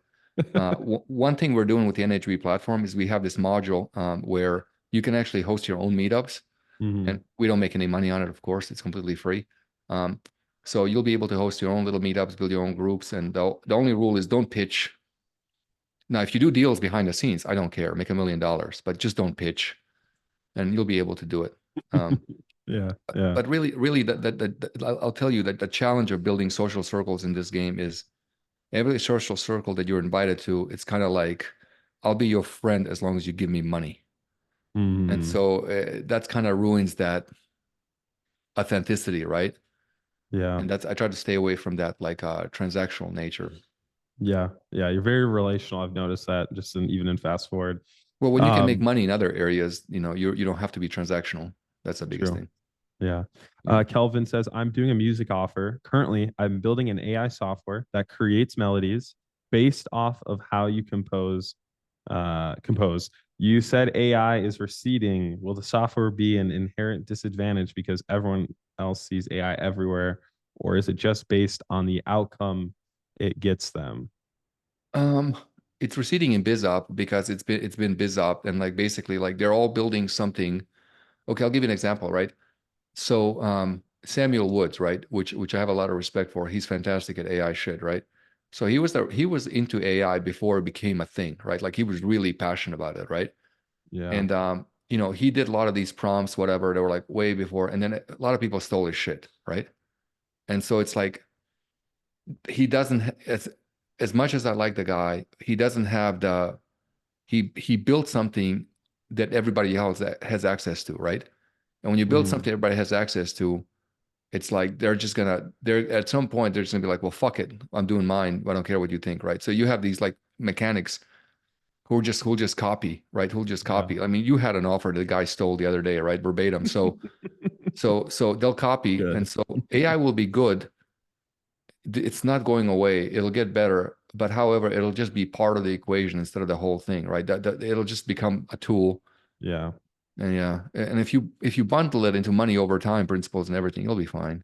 Yeah. Especially music. We did one, if you want to look up piano for producers guys.com. I did their low ticket offer in Oh, 2018 and they like didn't they're still doing millions. They have right. investors now. And I was Well, telling them like they should do some sort of AI tool because they're just giving the MIDI packs, but now people want to you can have AI to do it all for them. So yeah, that'll probably do well. yeah. Books, Alan, favorite books. Or do you have something else to say on the AI? Or There's this offer called hereandplay.com. I think Jeremy Griggs, he's a great marketer. You should go join his site, like Mhm. hereandplay.com. And he has like a music business that did about $20 million a year about 8 years ago. So I think it's still doing really well. So hereandplay.com. And he runs a catalog model too. There you go. Yeah. Sweet. Books. Favorite books. Yeah. What books do you read? I like a lot of biographies, honestly. Like Ted Turner, Felix Dennis, like Dragon's Den, Duncan Bannatyne's Anyone Can Do It, Mhm. James Caan, all those Dragon's Den guys in the UK, Japan, Australia, America, real good biographies. Because you learn like a lot of the lessons, and Richard Branson's biography is real good. You wanna look at how these people see the world, right? Because my philosophy is that humans aren't really that different, right? So it's like I have an IQ of about 144, right? But I don't have an IQ of 200. And so Mhm. like we're all kind of like there at the same time. And so what if that's not the difference, if height is not the difference, if looks isn't the difference, then why is it that somebody like Musk can go from here, from being worth like at the time, right? When Musk was doing it, Bill Gates was worth like whatever, 100, 200 billion. How does he see the world that allows him to leapfrog everybody, right? So it's a different worldview. So when you're reading biographies, like you really get this concept of you get to look at the world, like Ross Perot is phenomenal. Like look at the world through a different worldview of these guys and how they did it, right? And then that becomes like a huge advantage in terms of studying. The big challenge with books or learning from people is that you're learning basically from derivative experts. And I've said this before, Mhm. right?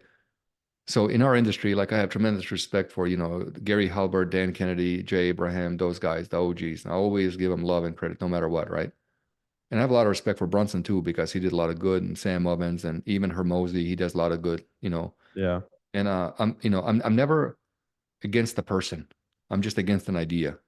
And a lot of ideas come and go and their time's expired, but people keep holding on to. So people are great, right? Like a lot of copywriting gurus who I squabble with, I think they're fantastic human beings. I think they're amazing. And whatever, right? It's not a thing. It's just an idea that I kind of compete. Let ideas compete. Let the best idea win. And so um, what happens is with ideas, it's like you have, Halbert and you have Kennedy and you have Abraham and you have all these guys and then you have guys who like learn from Halbert like John Carlton. John Carlton's amazing as well. But then you have guys who learn from Carlton, then you have to learn from that guy. And then you're getting this like fifth carbon copy of a person teaching something, right? And it's like they're teaching something that's like, you know that when you were kids, that was that like telephone, like you tell them something and then the thing comes around and it's different. Yeah. You get that, right? And so a lot of people that, so you got to really be careful who you learn from because if you're learning from derivative experts, you're getting like diluted stuff that's kind of like out of context and stuff. Um, versus super text. So you want to go to the source. Like, so you always want to go to the source. That's why I teach Yeah. principles in philosophy and stay to the source. And I don't really read marketing books or study marketing books because most of them are exactly like now Peter Drucker is good. Seth Godin is a fantastic, phenomenal thinker. Um, you know, Al Reese, I think, and Jack Trout on positioning is really good. Hmm. But but be cognizant of derivative versus like, so for example, like a lot of people, uh, talk a lot about with what's his name, Robert Greene, power and stuff like that. I'm like, well, this Yeah. person never had power. He observed it. So if you observe something, you don't know how something works. I can observe cars all day or animals. I don't know how they work. You know what I mean? Yeah. And Yeah. so it's to be cautiously learn with caution, I would say. No, Mhm. through that lens, it's an observation. It's not a thing. Yeah. That's Yeah. good. Couple more here before we go. Someone asked, working in a marriage saving offer for men and thought of building an AC funnel for it and running ads, but got inputs from people that it's hard to crack for men because they're self independent nature. Any thoughts? Bro, who are you No. talking to? What guru are you? And see, that's exactly what I'm talking What about are with you this bullshit in? advice. Like what is What this are you shit? No. in, bro? No, no, no. Like there's a guy started this offer and fast forward like 2 weeks ago, and it's like 3, 4x ROAS out the gate, automatic Yeah. clients. It's great. No, men will buy it. Absolutely. You just have to do the messaging correct. Easy market. Um, yeah. That was so stupid. I didn't even like that. Like my brain just deleted it. What was it again? Like It that was the it reason. was someone said that it's hard to do a marriage saving offer for men because of their self independent nature. No, that's the dumbest shit ever because it's like men are, like no, no, because most men will like when they get divorced, they lose half their shit. So selling high ticket to those guys is super easy because it's like spend 10 grand or spend like lose everything. So it's like Yeah. easy, easy, easy, easy to sell high ticket. And then the front end is easy. Yeah, it's like one of the easiest markets ever. I just shared in the chat, guys, an offer I did. This was COVID time. But I was a low ticket offer and it was men markets like closing the back end. And I was talking to the guy who does the ads and he said it has done over a million plus just in that first year. So just look at that. But yeah, it's very, very doable. And there's more Mhm. swipes. You can ask people, nothing held back. Men Um, independent nature. Yeah, that makes sense. That is just but dumb. don't listen. Whoever that person is, don't listen to them anymore. Yeah, just get, Um, just run, bro. Just run from that just run. person. That is just unfounded advice. Like that, it makes no logical sense. That's some 1970s bullshit. All right, anyway, what else we got? Jordan says, based on the recent post, what stage does Alan see BizOp market in right now, and how can we cut through? Fast and easy. Yeah. Yeah, because claims it was all like okay, but that one thing I was wondering with BizOp is fast. Like I think people attach fast and easy to like the claims. Like the claims obviously are an issue. So I guess is that where you would just let them come up with their own claims in their mind and just Yeah. yeah okay Yeah, you focus heavy on the mechanism, and then the mechanism will show you how fast you can do it, right? yep Based on extrapolation. And then easy, the mechanism will also do that. Because the reason being is like everywhere you go, it's like 7 figures, 8 figures, 9 figures, 10 figures. It's like, okay, it's like, come on. It's like we don't believe you anymore, guys. Yeah, like Enough. some of the best biz up offers I've seen are just saying like 100 a day or 300 a week or like super basic, like very low, very Biggest low. biz op of all time, basically said makes like $75 an hour or some shit. That's it. And that's like to people that's crazy because they're getting like 20 right now. So it's like It's it's a it's ton. attainable. There's attainability versus possibility gap. Yeah, absolutely. All right, what other Yeah. questions do we have? What do you think about an offer helping people take advantage of government subsidize and policies, get rent, etc.? So food stamps, I know what those are. I grew up on those. What? Me I too. don't Me know. too, bro. I had them too. No, no shame in that. Yeah, dude. No, not at all. We call it the EBT club, me and my friends, and we make Of fun of people course. who weren't in it. Yeah, yeah, I had it too. I forgot, dude. Yeah, for real. Yeah, so I would be cautious in selling to that market. The main reason being is with the principle of you're acquiring a relationship and revenue. If they don't have any money to begin with, then like you'd have to do a lot of work to change their nature and personality to allow them to get that money. So it would be good short term, but bad long term. So I would avoid it. There's a Mm, million things you can sell. Don't go for like you know something exotic and difficult. yeah. Somebody asked, as a supporter, what should they aim, like what responsibilities should they have in like becoming an offer owner or like other roles that supporters playing well for like marketing or freelancing? Yeah, I would find